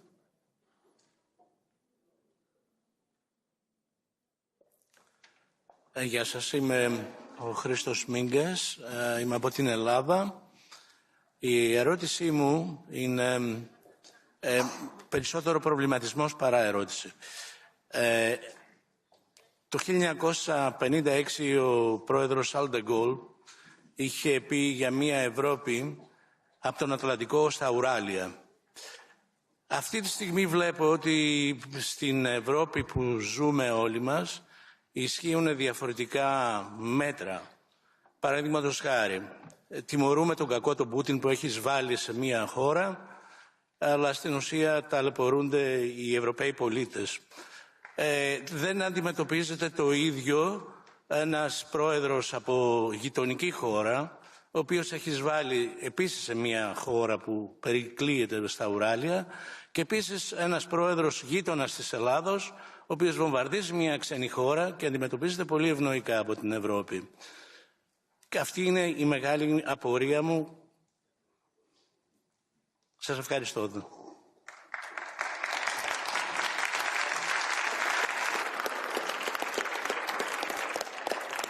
Thank you very much. And now we have the time for the three institutions to answer on those questions. I would like to introduce who we have now on stage representing the three institutions. We have Mr. Minister Beck from the Czech Republic as the current President of the Council, which we all already got to know from the morning. We have for the European Parliament, Mr. Verhofstadt as co-chair of the conference. We also have Evangelos Vassilios Maimarakis from the European People's Party, and we have Sandro Gazi from Renew Europe. And then on the Commission side, I'd like to welcome again Vice President and co-chair of the Conference on the Future of Europe, Dubravka Suica, but also I'd like to welcome Vice President for Interinstitutional Relations and Foresight, Maros Sefcovic. And now it's on you to answer those questions, and we will start with Mr. Beck for the Council. Well, thank you very much for all the questions. Maybe I have already answered part of them during my introductory speech, but I will try to be as comprehensive as possible. Well, the question on participation of governments and national parliaments in the implementation of the outcomes of the conference, well, as I commented, the Council has devoted a lot of attention to the outcomes of the conference, to the analysis of its viability in frame of the treaties and beyond the present state of the treaties.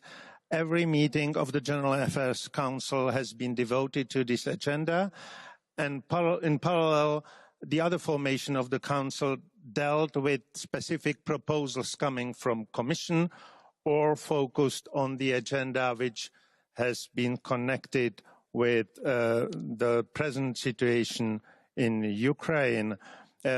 Even the national parliaments devoted quite a lot of attention to the outcomes of the conference. I'm myself member of the Czech Senate, and we discussed quite thoroughly these issues in our meetings. On treaty change, I would like to add to this, what I said before. You know, the situation in the Council is quite clear. I will be very honest with you. There are member states which are strongly in favor of a treaty change, and there is, I would say, a majority of member states who are rather reluctant. And there is surprisingly a unanimity in the Council on the timing.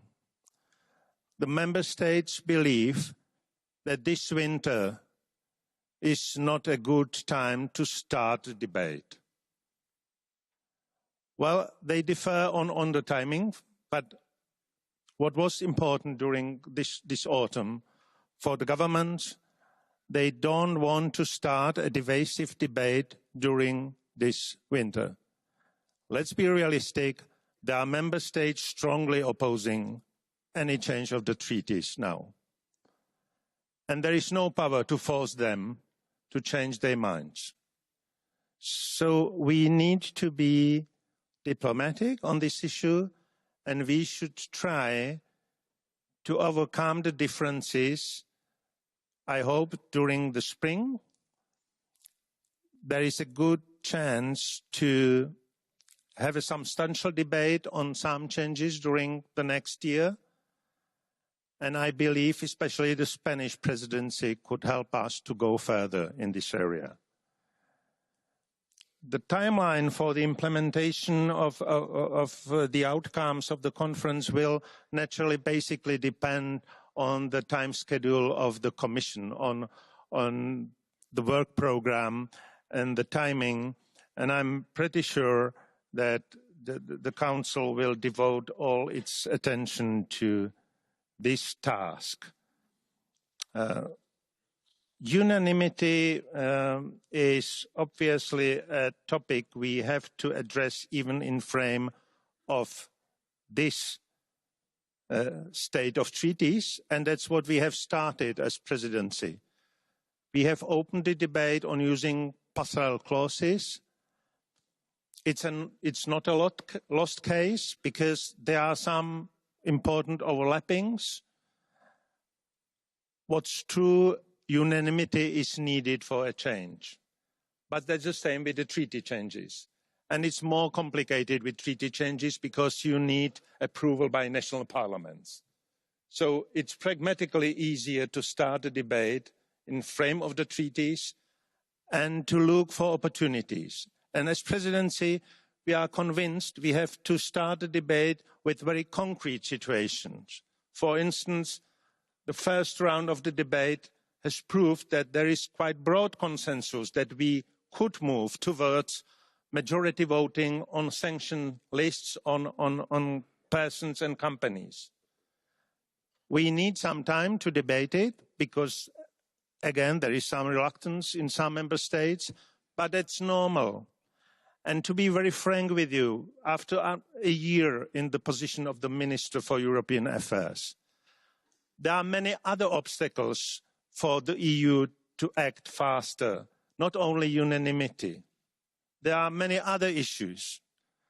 There is, for instance, insufficient communication between the Parliament and the Council. And we have tried as presidency to overcome it a bit, to allow more direct communication between the members of the Parliament and the ministers in the Council. That's another way how to act much faster than in the past. We have to work on it. We have to have an open debate on that issue. But unanimity is not the only solution for the problems of inefficiency of the EU in a time of a crisis. Thank you very much.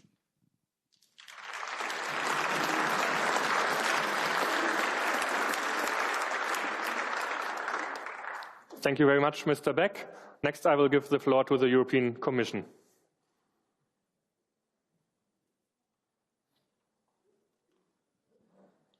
Okay, thank you very much. On unanimity, I can agree with Minister Beck. We are in favor, of course, of triggering passerelle clause because we think that some issues should be solved faster and more efficient. for example, taxes, for example, sanctions, human rights, foreign common and security policy, some issues from that, and we think that we should definitely be faster. But as you see, there is you have to have unanimity to trigger passerelle clause. So this is something which the key lies within member states and the Council. On treaty change, of course, as you know, our President von der Leyen said in this Parliament during September State of the Union speech that we are in favor of triggering convention, and we will do our role. Article 48 is important, but once Council agrees, so it's not the ball is in the courtyard of the member states. Of course, there is a lot to say on Commission work program, which you ask what is the roadmap. Maybe my colleague Maros Šefčovič will try to answer the question on roadmap on Commission work program. Thank you very much, Dubravka. Thank you very much for all the questions. Mr. Bryan was asking how we are resolving the national differences, and I think that's how the institutional process is set up. That, as you know, Commission has a right of initiative, so we are listening very carefully to national parliaments, to the citizens, but also to member states and European Parliament, and present our proposals, which then have to be approved by the co-legislators, so by the European Parliament and by the Council, to make sure that what we are putting on the table is universally supported by the EU institutions. Sometimes it requires time, sometimes it requires very intense negotiations, but I think also over the last 2 years, despite the unprecedented crisis of be it COVID-19 or be it the Russian aggression against Ukraine, I think it's proven that despite of all that, we can really adopt a very important decision in quite dynamic manner. Mr. Verhoeven was asking how are we doing with our commitment to the pledges and to the priorities which have been clearly communicated to us during the Conference of Future of Europe. I know that you cannot see the numbers, but I'm sure you could see the color. Light blue, and all the other pages are light blue. Light blue color is the color which is marking your priorities you told to us to put into the Commission program for the next year. So this program is more than 90% light blue. This is how we pledged to you when we have been discussing the priorities for the next year. We would act, and therefore I'm extremely pleased that with our colleagues in the Commission, with the close cooperation with the Member States and European Parliament, we put the Commission work program for the next year already to correspond as much as possible to your demands, to your proposals, to your suggestions. And this 5%, Mr. Verhoeven was asking, are linked mostly with the institutional treaty change related questions which my colleagues in the panel just responded. If you allow me just to go very quickly through some other questions which been mentioned. Nicholas from Czech Republic was asking about how we are preparing better to be energy independent. And I think that now we are learning the lessons that what is the price of over-dependency on one source of energy, especially if it comes from Russia. And of course, our goal is not only to diversify of our energy supplies in the next 2 years, but most importantly, to leapfrog to the energy independence, which of course must be based on renewables, on our own European indigenous sources, because sun, wind, hydro, these are our sources, and we have the technologies today which can power the whole European economy. So what we did was that we dramatically increased our ambition already for 2030, where we would like to have almost half of the energy production, 45%, coming from renewables, which would mean that we would double our photovoltaic power by 2025, and then to push it up to 600 gigawatt hours by 2030. For those who are not expert, this is a lot. This is very substantial production of energy, and it would help us to develop new technologies like green hydrogen and others, so we can gradually not only replace Russian gas, but of course to lower our dependency on energy supplies we get from abroad. To Violeta from Romania, of course, such an unthinkable thing like return of war to Europe, of course, required all of us that we need to change the way how we operate, how we work, but I also have to say how we cooperate within the European institutions. And I think that many of the acts which we adopted in an increasingly fast manner been aimed exactly at that, how to help the Ukrainians to defend themselves, how to help them to financially, how to help them economically, how to help them also from the military point of view, and how to also manage the consequences which it has on the European economy, especially high energy prices, high inflation, because we know how tough this is on you, on the citizens, on the businesses in Europe, on our industry, and therefore, on top of the usual work program, which we still manage to fulfill, we had to adopt lots of decisions linked exactly at these three priorities: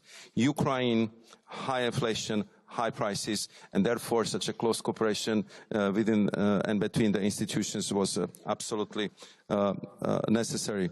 Mr. Vice President, I would need to ask you to come to an end time. You told us that we have 5 minutes? Yeah, but there was 1.5 already before on the... So I'm 30 seconds over the time. Okay, so I'll be disciplined. I'll stop here, and of course we'll give the possibility, of course, to other panelists to conclude the responses. Thank you. Thank you very much.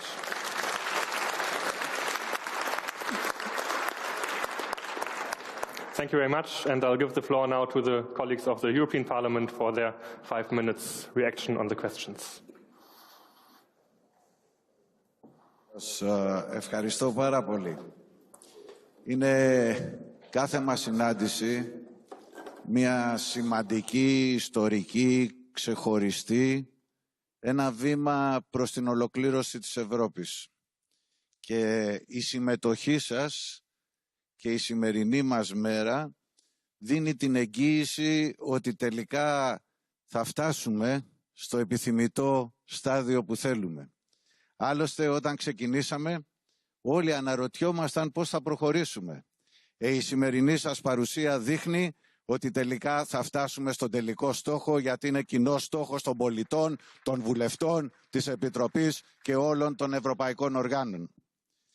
Γι' αυτό ακριβώς θεωρώ ότι είναι μεγάλη μου τιμή που συμμετέχω σήμερα σε αυτήν εδώ την εκδήλωσή μας. Οι ερωτήσεις είναι πάρα πολύ σημαντικές και πάρα πολύ σοβαρές. Θα θυμίσω όμως ότι η Ευρώπη είναι μια ένωση αυτόνομων, κυρίαρχων κρατών με κυρίαρχα όργανα τα εθνικά κοινοβούλια και τις εθνικές πολιτικές. Και εμείς είμαστε μια ένωση οικονομική, νομισματική που δεν την έχουμε ολοκληρώσει ακόμα και προσπαθούμε να βρούμε λύσεις σε κοινά προβλήματα που μας απασχολούν, χωρίς πολλές φορές να έχουμε την αρμοδιότητα. Γιατί η αρμοδιότητα είναι στις εθνικές κυβερνήσεις και στα εθνικά κοινοβούλια. Και είναι πολλές οι κυβερνήσεις που πολλές φορές λένε τι κάνει η Ευρώπη, ενώ έχουν οι ίδιοι γνώση ότι η Ευρώπη δεν έχει την αρμοδιότητα, γιατί δεν τους την έχουν δώσει αυτοί οι συγκεκριμένοι ηγέτες.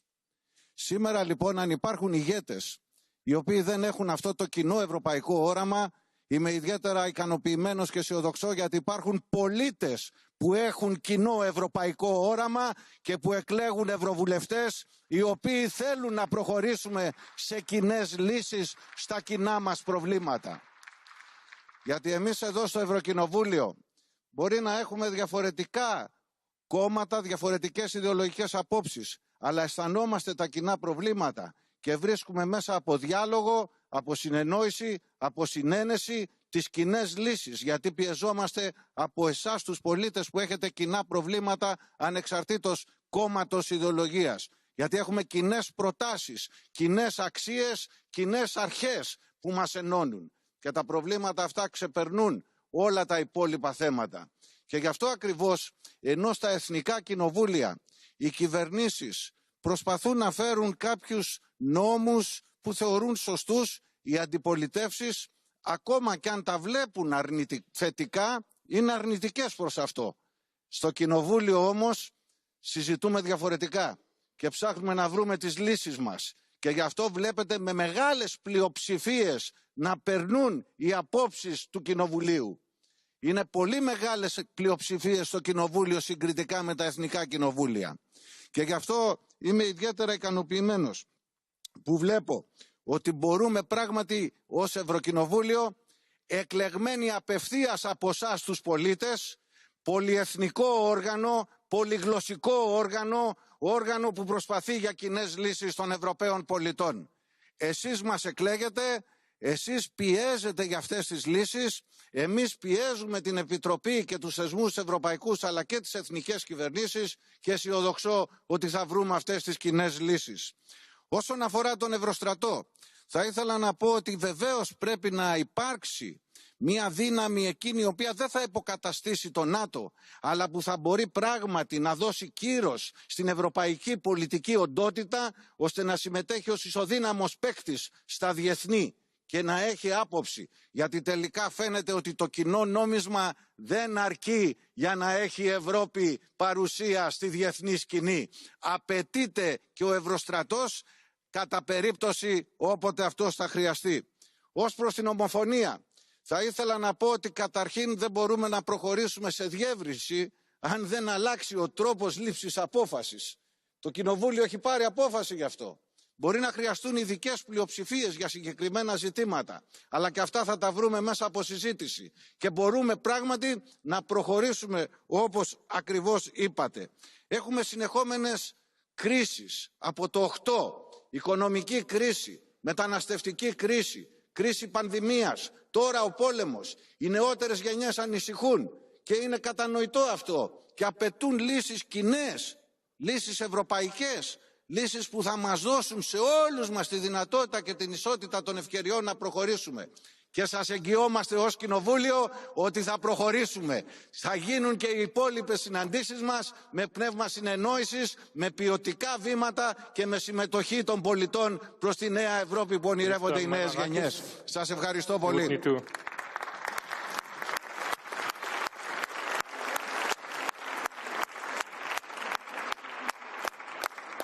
So I would ask Mr. Gazinov for a very short answer because we already have the... What do you mean very short?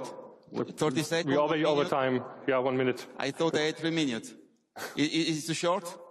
I have here 5 minutes. Thank you very much. Thank you very much. No, I thank you all because I am now a little bit reassured after your questions. I'm reassured because I got very worried, and I'm sorry. I was in his job for 4 years and a half, so I know it's difficult, the job of Mr. Beck.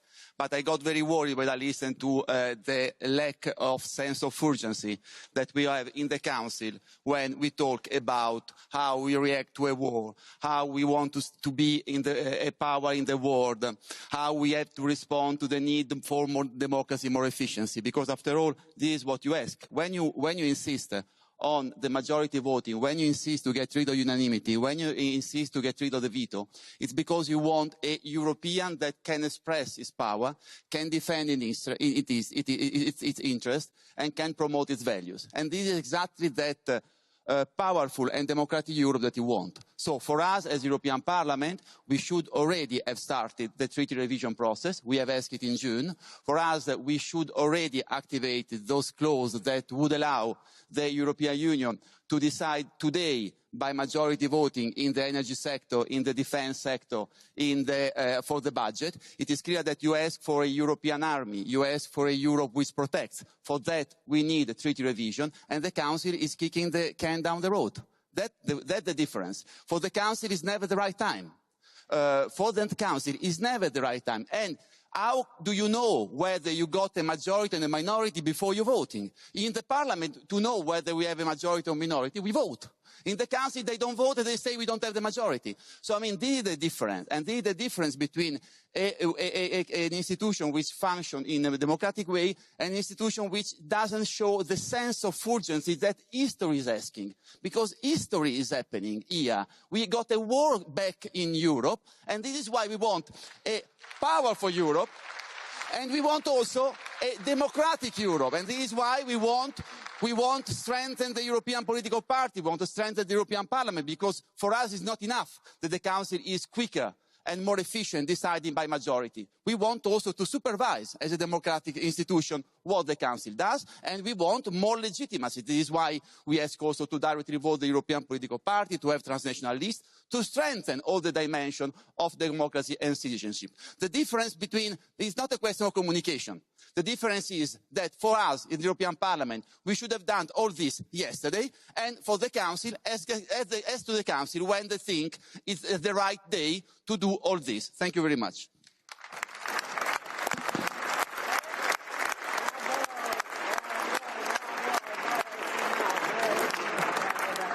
Eh bien, un grand merci aux 6 représentants des institutions de ces premiers éléments de réponse et aux 8 citoyens qui ont posé leurs questions. Nous allons à présent entamer un deuxième cycle de questions-réponses. Donc j'invite les personnes sur la scène qui doivent partir à laisser la place à d'autres représentants du Parlement européen.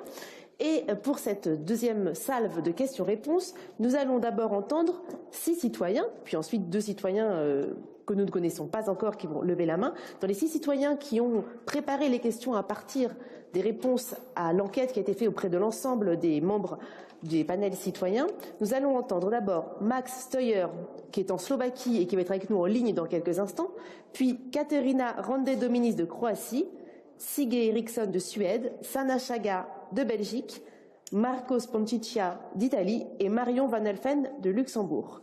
Je vois que tout le monde est bien placé à présent sur la scène. Nous allons commencer cette salve de questions-réponses. Et je me tourne tout de suite vers l'écran pour savoir si Max Steuer de Slovaquie est avec nous en ligne. Je vous demanderai à tous de respecter le temps, 1 minute 30, 2 minutes grand maximum pour les citoyens et 5 minutes par institution pour les réponses. Merci beaucoup. Max, est-ce que vous nous entendez? Yes, thank you very much. Good morning, everyone. From India, a country with a long history of public participation in collective decisions that Europe could engage with more. I thank you very much for organizing this event, for your openness, including for remote participants. Thank you to fellow ECP members for your continued commitment in the panels. My question is on Proposal 36 on citizen participation, and I think it is encouraging to learn and hear also from this morning about the institution's interest in opening up to more involvement of Europeans in decision-making, including through the Commission's commitment to organize this new generation of citizens panels and expanding digital communication platforms. However, I think the conference plenary proposal 36, and particularly its 7th section, is more ambitious than that, as it realizes that there is no time to spare amidst the global rise of authoritarianism, and Vice President Šuica highlighted this in her speech today.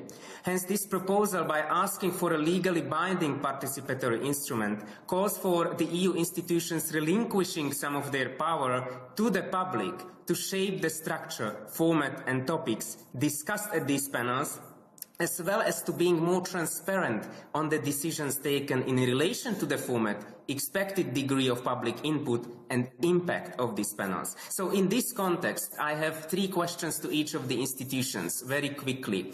To the Commission, could you commit to making these new initiatives that you are pursuing and spearheading, very importantly, more inclusive, both in terms of their organization and composition? Could they include marginalized communities and encourage synergies with existing instruments, such as with the European Citizens Initiative, as well as with other actors committed to advancing democracy, that is civil society, or the Council of Europe, the organization with the 46 members in Europe? To the Parliament, my question is, how do you imagine your role and contribution in relation to this particular proposal, 36, including in perhaps persuading the Commission to open the planning process to more public involvement, to more visibility and bottom-up design? Finally, to the Council, how do you aim to commit and contribute to more inclusive deliberative union? Would you support legal changes supportive of a more participatory architecture? Thank you very much.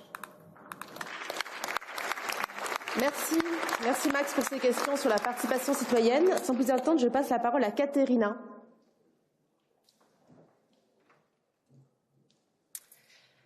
Thank you for the floor. As you heard, my name is Katerina. I'm a young European of binational background, Croatian-Italian background. and I had the pleasure of representing the national panels and events of my beautiful Croatia. What I'm personally passionate about is education and information of youth as a young person working with young people as well. Understandably, education is a topic that belongs and is the responsibility of the member states. However, there have been instances in which the EU member states have managed to have a cohesive answer where the treaties have not required change, such as the COVID-19 response. Citizens, especially young people, are often stripped of their agency due to a lack of relevant and reliable information which can ensure their future growth as active citizens.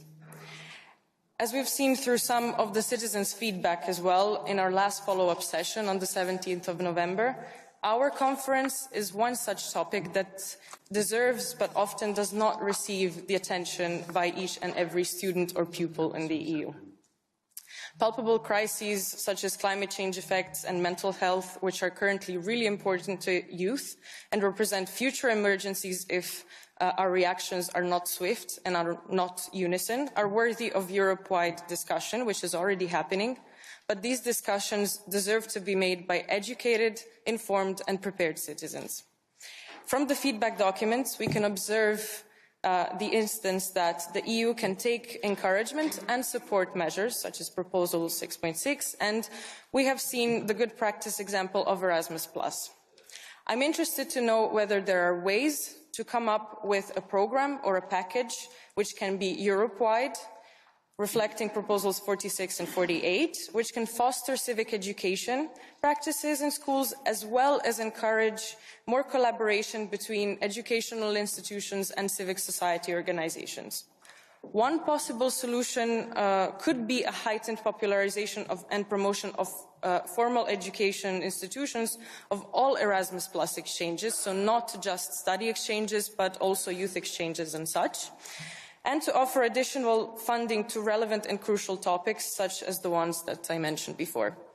However, I'm here as a citizen. I do not have as clear a picture as our decision makers do on all of the mechanisms that you have at hand. To your question, Katerina. Yes, I'm done.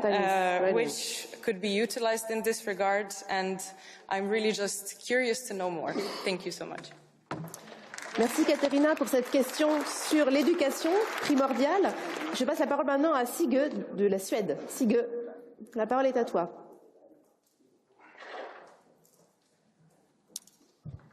Thank you for inviting me to speak. My name is Sigge Eriksson and I represent the National Citizen Panel of Sweden. To be a young citizen in the European Union gives you both many opportunities and some issues to reflect on.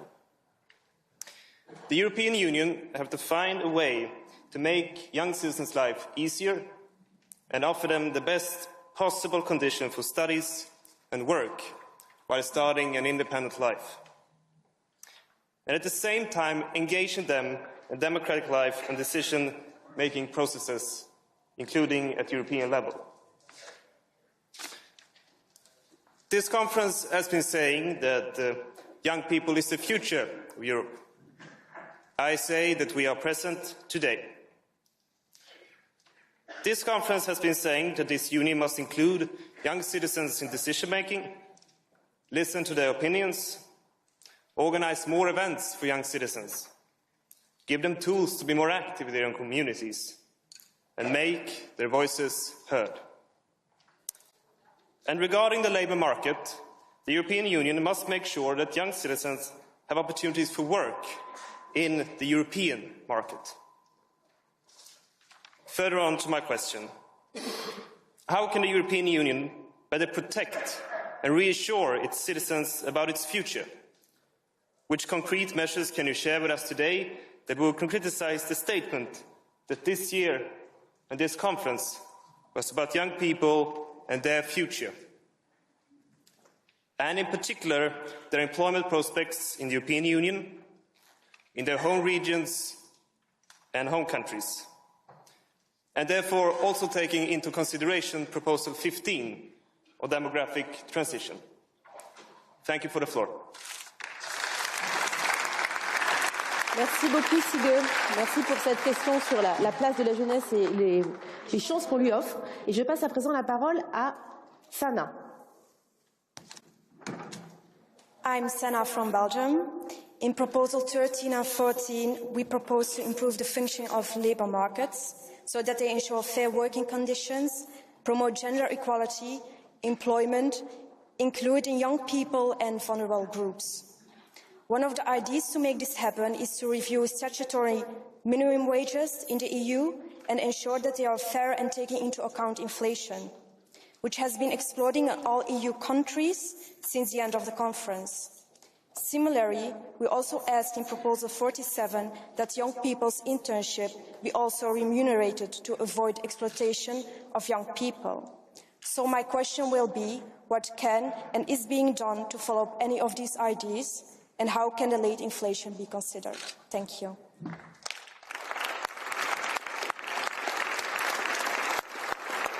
Merci beaucoup, Sana. Je passe à présent la parole à Marco d'Italie. Marco. Buongiorno a tutti, sono Marco, sono un cittadino europeo e un cittadino italiano. Io ho avuto la fortuna di partecipare al panel numero 1, dove abbiamo parlato di economia più forte e giustizia sociale e tante altre tematiche. E per me oggi essere qui è un onere ed un onore. E sono molto emozionato di esprimere la voce dei cittadini davanti a questa splendida aula. Quello che nello specifico vogliamo riportare è che molti di noi siamo preoccupati per la capacità dell'Unione Europea di rimanere economicamente competitiva dopo la crisi Covid ed ora con la crisi energetica e l'inflazione. Mentre il pianeta e i giovani chiedono per una produzione e per un consumo più sostenibile, ci preoccupiamo anche per la forte attenzione posta alla competitività, alla crescita e al PIL, che si è dimostrato essere un indicatore obsoleto e inadeguato, quando lo stesso Simon Kutzman, ideatore del calcolo del PIL, avvertì che non dovrebbe essere utilizzato come un misuratore di crescita economica e sociale, poiché non tiene in considerazione di tante esternalità negative create dal mercato e dall'economia. Vorremmo quindi chiedere come pensa l'Unione Europea di mediare e di trovare un giusto equilibrio tra crescita economica e cambiamento climatico, tra competitività e tra la necessità di proteggere la biodiversità.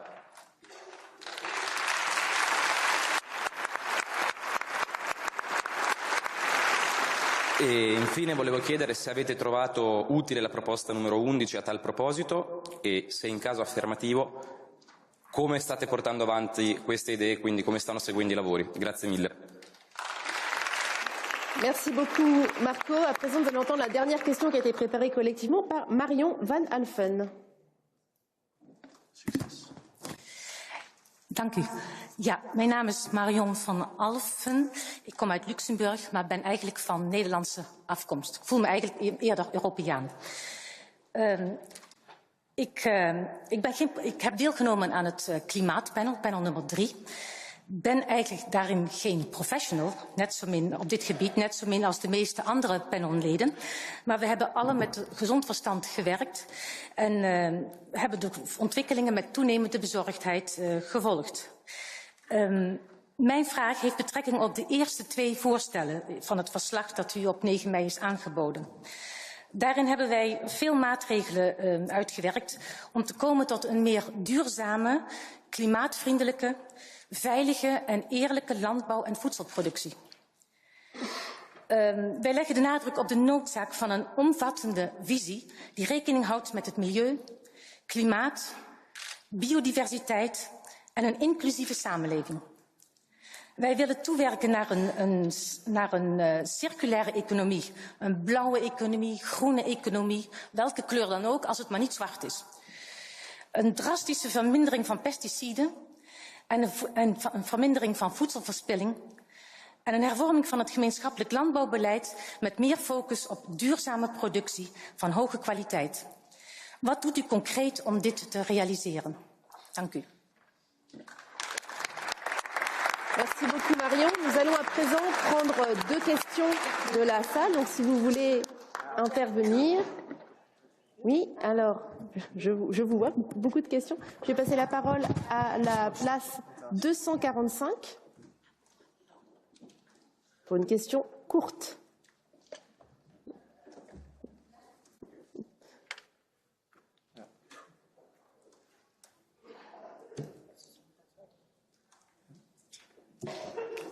Bonjour à tous. Je suis Mansef Campos, j'étais ambassadeur du panel 4, donc EU dans le monde. Je n'ai pas préparé de questions, donc je vais faire ça un peu sur le tas. Donc nous avons un contexte aujourd'hui avec des crises sans précédence qui demandent une réponse commune de l'Union européenne, une réponse en tant qu'Union, que les nations ne peuvent pas répondre à l'échelle individuelle parce que c'est des questions beaucoup plus larges. Donc notamment le conflit en Ukraine aujourd'hui, demain la transition énergétique. Et donc tout ça nécessite une légitimité démocratique très importante parce que c'est une force que l'Union européenne peut avoir avec ses citoyens qui sont derrière elle et qui sont derrière elle pour tous ces projets, toutes ces démarches, toute cette démocratie vivante qui doit exister. Pour nous les citoyens, c'est un pari pour l'avenir.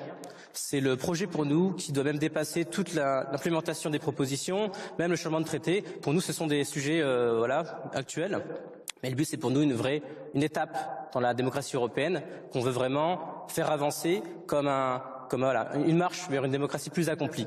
Donc, partagez-vous ce projet avec nous, c'est ma question, tout simplement.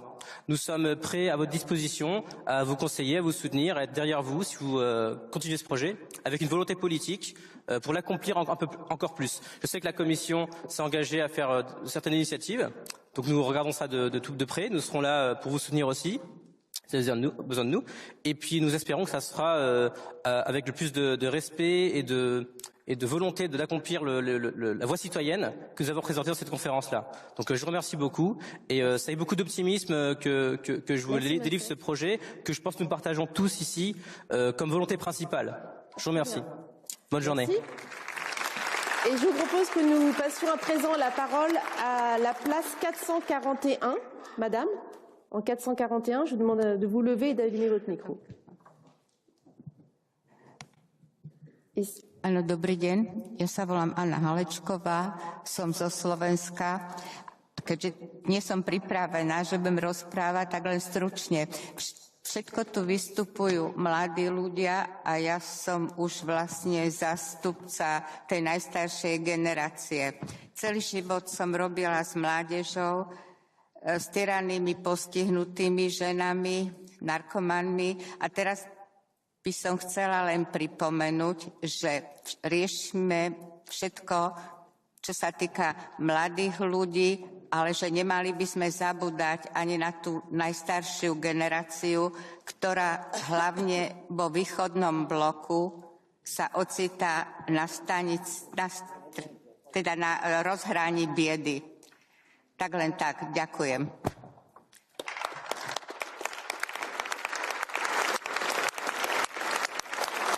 Eh bien, merci beaucoup. Nous avons donc à présent entendu les questions que vous aviez à adresser aux trois institutions. Donc je me tourne à présent vers vous.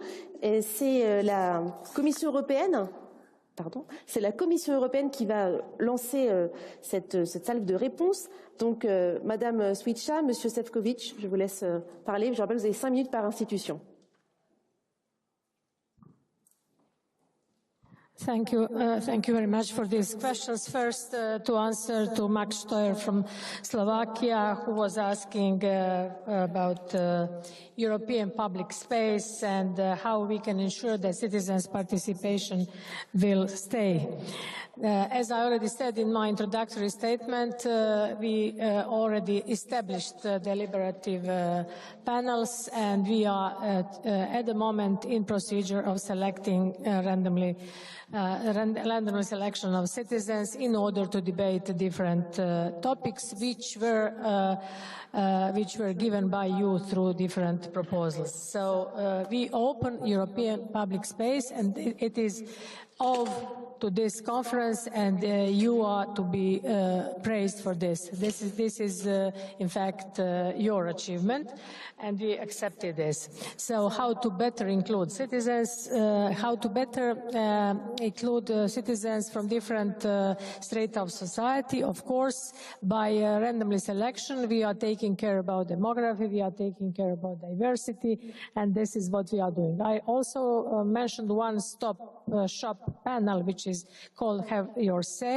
It is, in fact, our multilingual digital platform, which is transformed now in Have Your Say portal. So you can, whenever you wish, whenever you have a, you have a need to ask something about European Commission, about our initiatives, you can come to this portal. And of course, I also have to mention European Democracy Action Plan, which we adopted.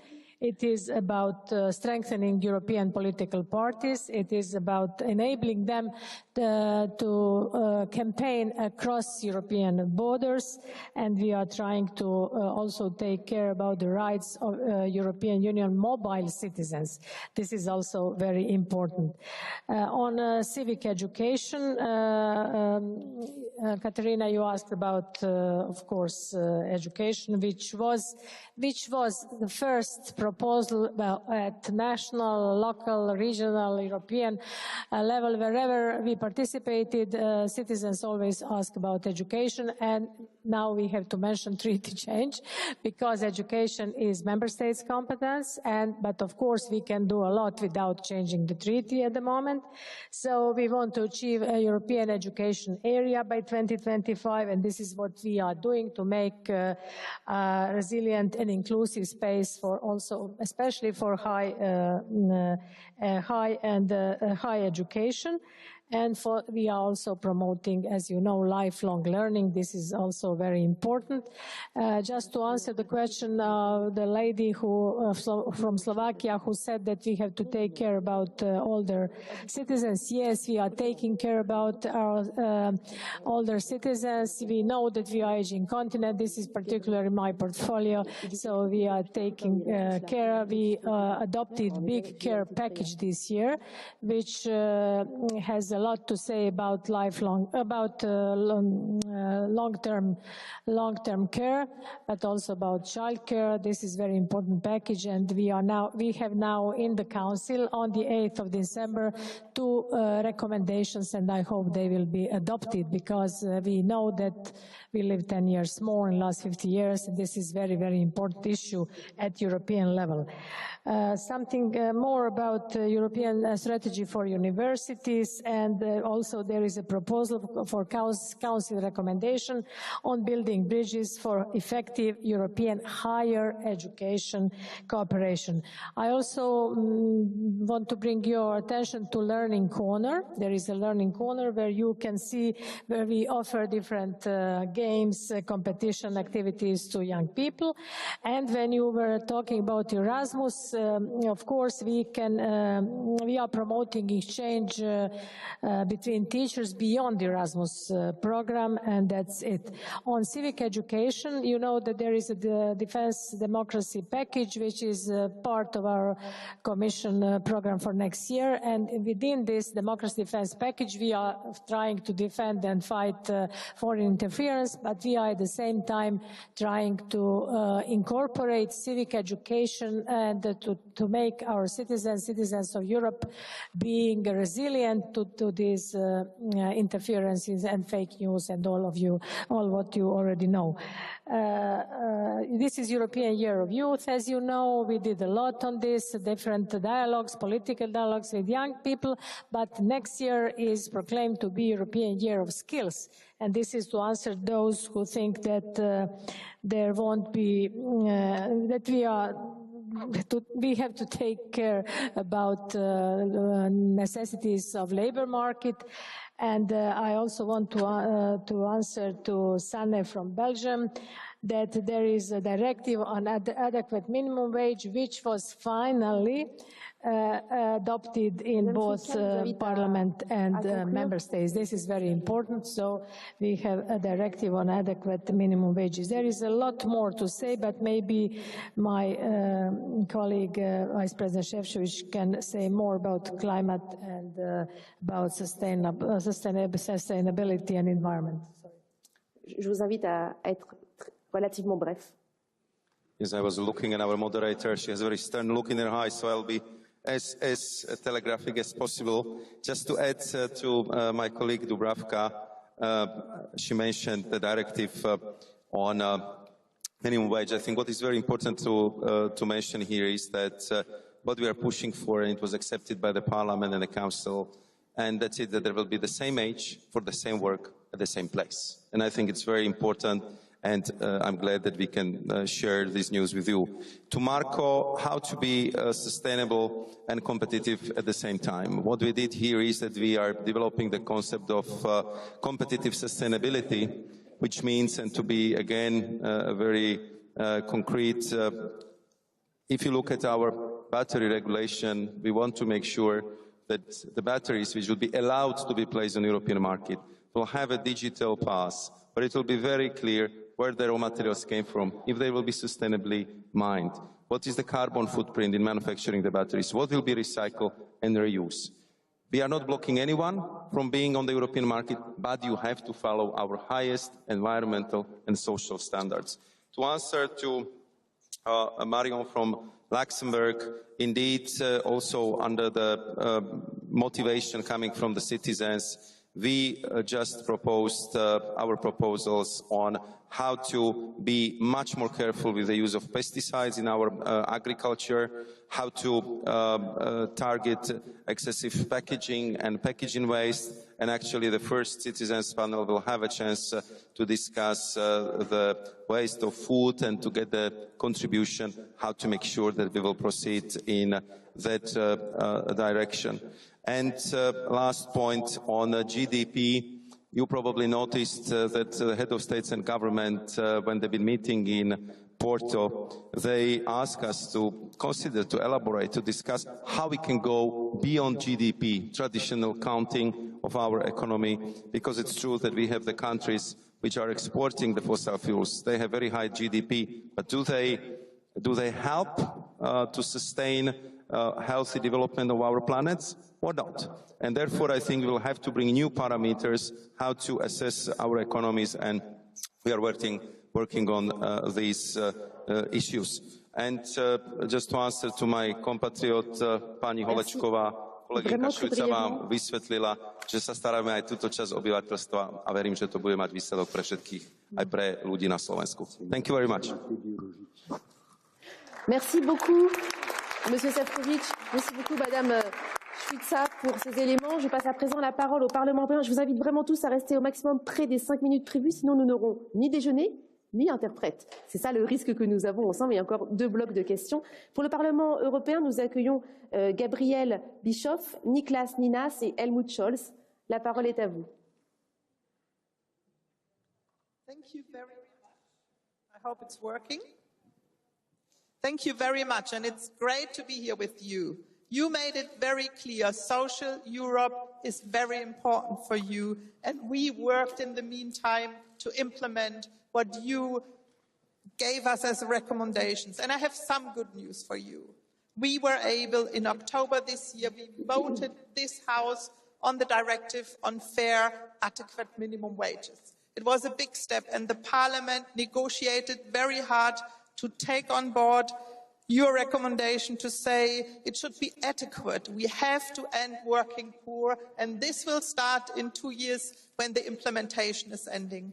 But we also said we cannot wait in a situation where really the purchasing power of people is shrinking. They have less in their pockets. Prices are rising. We need to be faster to implement it. And we need coherent measures to make sure to get the bills down. And this is why we debated in this House and gave recommendations to the Commission, to the Council, for example, for price caps, because we need to act coherent also, as the young man said here.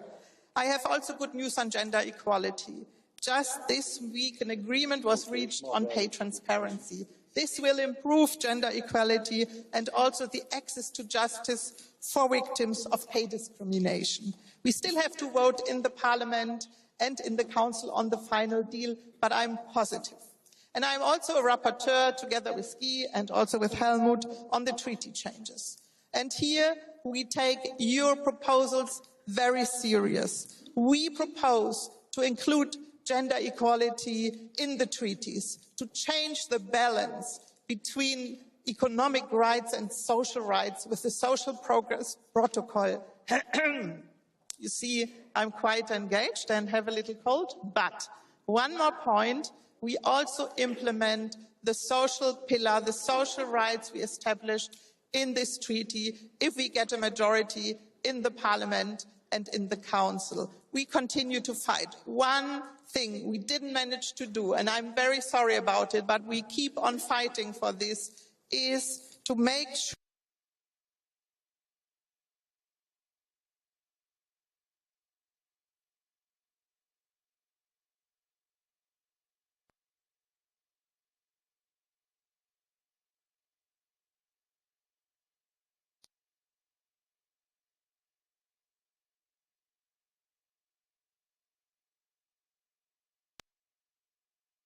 still to implement your proposals. Merci.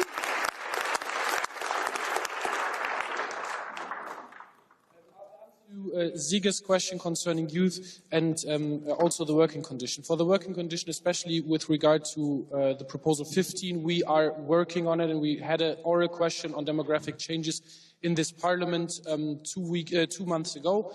We'll be working on it, and we need to increase it. I want to mention, though, that there's already one interesting program that enables the member state to do, which encourages citizens' participation when it comes to spending. So basically, you have programs from the European Regional Development Fund that the member states can use to engage local communities. It can be young people, it can be old people, it can be citizens in rural areas, it can be entrepreneurs, and ask them how do they want to spend the money to improve their situation in their community. The member states have this tool at hand. They need to use it, but they're sadly not doing it.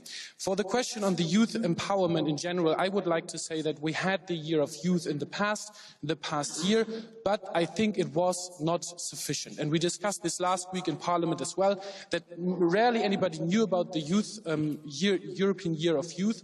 It was very vaguely designed and also not to the full extent used. And so therefore we need to prolong it, and we need to work hard on it. One part that we included, and there was a big discussion, is the question on the youth test on all new legislation. And sadly, it was not included. And we need to rediscuss it. We need to make sure that the youth has the possibility to check whether the legislation is future-proof or not. And we need to include that, and I want to see that more from the Commission, definitely. I also want to say a word on the exchanges that was raised by Katerina. And in that, I agree with Erasmus. It's highly successful, and we calculated that we need to triple the money from the past budget to the current budget. And sadly, here again, the Commission was the one to cut it in half, so we have now double the money, but not what we were hoping for. And this is important because we have the European Solidarity Corps, which includes people from everywhere, from every background, but we could also include, and I think this is a great idea to go for a European sabbatical. Also coming into request from the question from the last speaker, that we ensure that also older people, not elderly, but also elderly, have the chance to go in an exchange and learn Europe in a new way. I think this is really when it comes down to Europe, to have an experience. And this is, I think, also what you show here. The European experience is really what brings Europe together and changes the prospect for this continent. Merci beaucoup. Vous avez déjà dépassé les 5 minutes, donc je vous inviterai vraiment à être brillant et très court. Voilà.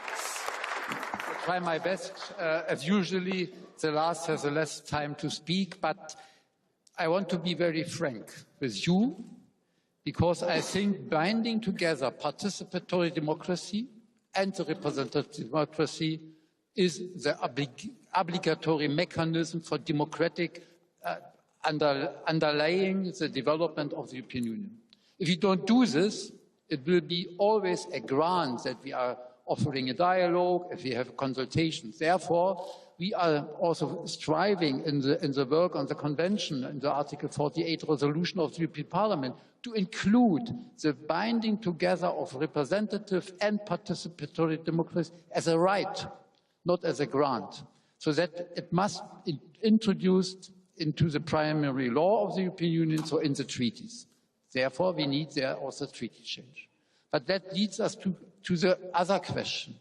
We are speaking about participatory democracy. It is a European Union level, it's a local level, the municipal level, the national level. And I want to say clearly, we have to make our homework also at home, in the member states. We have to press the national parliaments and the governments to agree to this approach, because we want to be more than an internal market. And I wonder if an internal market has an interest in foreign policy, in security policy. So who will be the addresser of a common foreign and security policy if we are not linking together the questions how the internal market is functioning? Has a lot to do with the right of citizens to determine in which way we want to shape this internal market. And I think that is a crucial question of the further development that is linked to the question how we are making a sustainable production, how we are shaping international trade relations so that not only us but also our third partner countries are benefiting from the cooperation. Merci. And that is then linked also to the climate and environmental aspects. So all this together is depending on your involvement into the decision-making processes. Thank you. Merci, merci aux membres du Parlement européen. Nous allons à présent, pour finir ce tour de réponse, vous entendre, Monsieur Beck, pour le Conseil de l'Union européenne. To economize with time, well, a lot has been said, and it seems to me it's clear that if we move from institutional issues towards concrete policy areas, the positions of the institutions become more consensual. So just to let you know, the idea of broadening participation of citizens resonated very well in the discussion in the General Affairs Council, and there is support for the idea of the Commission to organize citizens' panels ahead of important legislative initiatives. We are definitely in favor of improving the connection between civic education and institutional education. I myself, former rector of a university, a co-founder of one of the consortia of European universities, and while I realize there is a big space we can use for improving this part of the agenda on the level of institutions like universities and secondary schools. Just briefly on economic disparities, I'm really glad that we have reached consensus on the directive on adequate minimum wages. It's a big success of all the institutions. It was tough, but I think it's a good compromise. And if we look at the problem of balancing sustainability and competitiveness, this topic was at the core of the debates on important files from the Fit for 55 package over the last couple of months. And obviously the directive on corporate sustainability reporting is an important part of this agenda. And last week the Council has reached a common position on the legislative proposal on corporate sustainability due diligence. That's another part of this debate.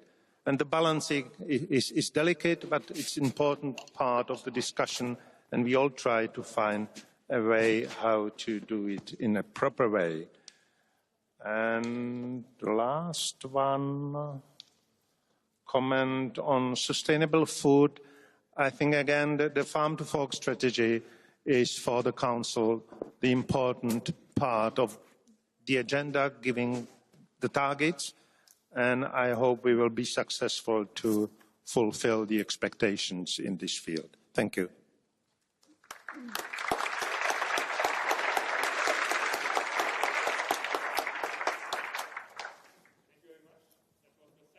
Questions, and now we have to speed up a bit because we are a bit behind of time.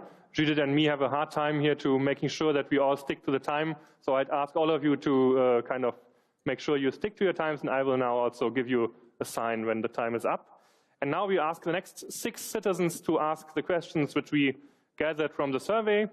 So that will be Joy, Felipe, Katerina, Indigo, Bartosz, and Eva. And first of all, I give the floor to Joy Clara Schäflein from Germany.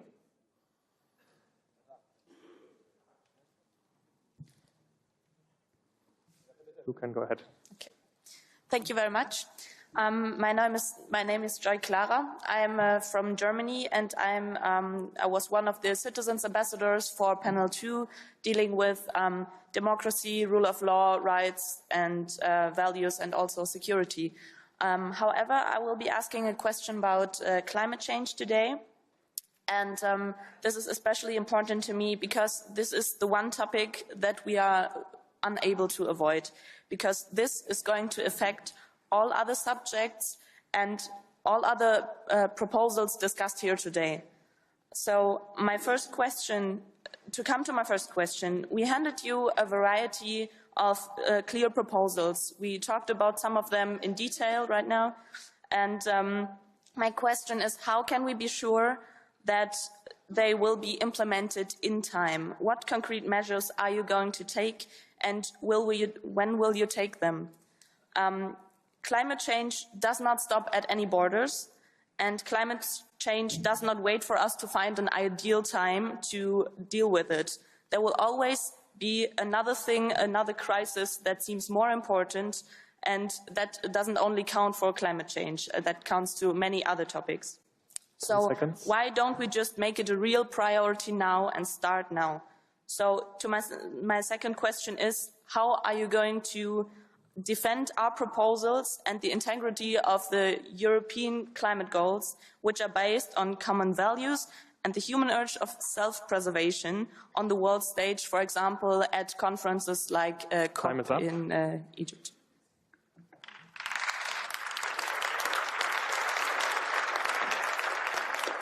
Thank you, Joy Clara. The next question goes to Felipe Silva from Portugal. I'm over here. Meu nome é Filipe Conceição Silva, sou cidadão europeu de Portugal. Quero mandar abraço europeu, pelo menos do tamanho da Europa, a todos os presentes e aos nossos irmãos ucranianos. Slava Ucrânia. Ok, vou fazer a minha pergunta em inglês.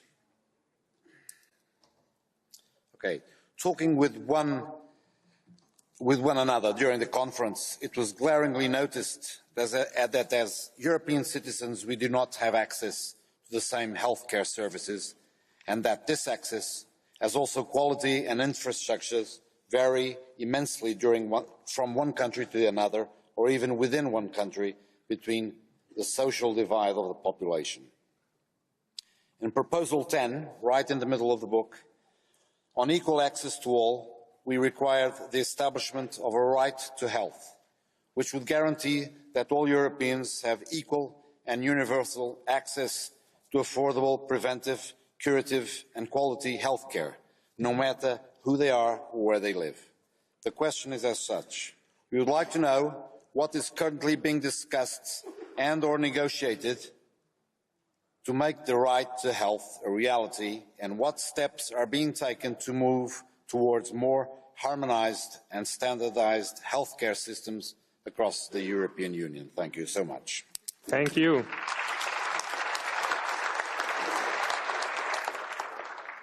And the next question is from Katarina Koveli from Greece. Μ' ακούτε? Ονομάζομαι Καταρίνα Κουβέλη, είμαι από την Ελλάδα και συμμετείχα στο πάνελ 2. Θα ήθελα να ευχαριστήσω την πρόεδρο κυρία Μετσόλα και την κυρία Ούρσουλα Φοντερ Λάιεν για το προσωπικό ενδιαφέρον για την ψυχική υγεία μετά το τέλος της συνδιάσκεψης. Η αρχή της αντιμετώπισης πρέπει να γίνει με την κατανόηση και την ενημέρωση των ψυχικών ασθενειών στο σύνολο της κοινωνίας. Η άγνοια ευθύνεται για το στίγμα που δυστυχώς συνοδεύει τους ψυχικά ασθενείς. Αυτό έχει σαν αποτέλεσμα να κρύβουμε το πρόβλημα κάτω από το χαλί και να παρατηρούμε την αύξηση των ψυχικών ασθενειών, την ελλειπή αντιμετώπιση, την καθυστερημένη διάγνωση και την καχυποψία προς την επιστημονική κοινότητα. Ταυτόχρονα η άγνοια δημιουργεί καχυποψία των πολιτών με συνέπεια να περιθωριοποιούνται και να ιδρυματοποιούνται οι ασθενείς με ψυχικές ασθένειες. Παρόλο που ιστορικά θα δούμε ότι με τη σωστή στήριξη έχουν προσφέρει σημαντικά πράγματα στις τέχνες, στα γράμματα, στην επιστήμη και αλλού.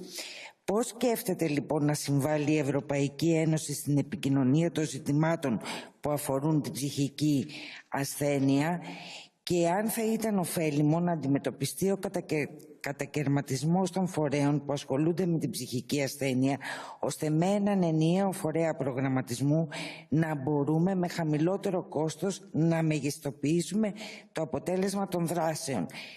Και αν θα δημιουργηθεί κάποιο πάνελ που να ασχοληθεί με την ψυχική ασθένεια και μόνο με αυτή. Κλείνω με μία κουβέντα ενός διευθυντή προς την υποψήφια εργαζόμενη που δίστασε να γράψει στο βιογραφικό της το πρόβλημα της ψυχικής ασθένειας και προτίμησε να του το πει διαζώσεις. Της έπιασε τα μάγουλα και της είπε ότι ο κόσμος χωρίς εσάς θα ήταν βαρετός. Αυτή ήταν η ψυχίατρος κυρία Τζέμισον με διπολική διαταραχή και το έχει γράψει στο βιβλίο της «Ένα ανήσυχο μυαλό». Ας προσπαθήσουμε λοιπόν να φτιάξουμε ένα φιλικό περιβάλλον ώστε να ζήσουν οι νέοι σε μια υγιή και ασφαλή κοινωνία. Ευχαριστώ για τη δυνατότητα. Thank you. Thank you very much.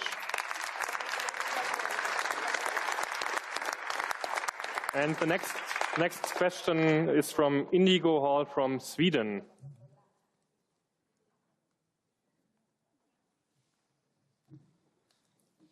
Hello everyone, my name is Indigo and I'm a citizen of Sweden. I was part of panel 4 of the European Citizens panels talking about EU in the world and also migration. I'm very thankful and excited to be part of this event and to have the chance to ask a question. I'm here today to ask a question that many found to be an important topic of discussion within the EU and for the European citizens. At least two of the proposals that the citizens brought forward, proposals 19 and 20, focused on the definition and promotion of both common and ambitious standards and values concerning trade relations, partnerships, and climate negotiations outside of the European Union. Related to these issues, we also have Proposal 23, the EU as a strong actor on the world scene in peace and security, which directly affects our cooperation with the countries outside the EU, but also feels particularly important in the current climate, both with the war in Ukraine and with the ongoing crisis in Iran. Herein lies the question of how we promote, defend, and uphold the value of peace itself. With this in mind, how do you intend to follow up and even go beyond these proposals sooner rather than later?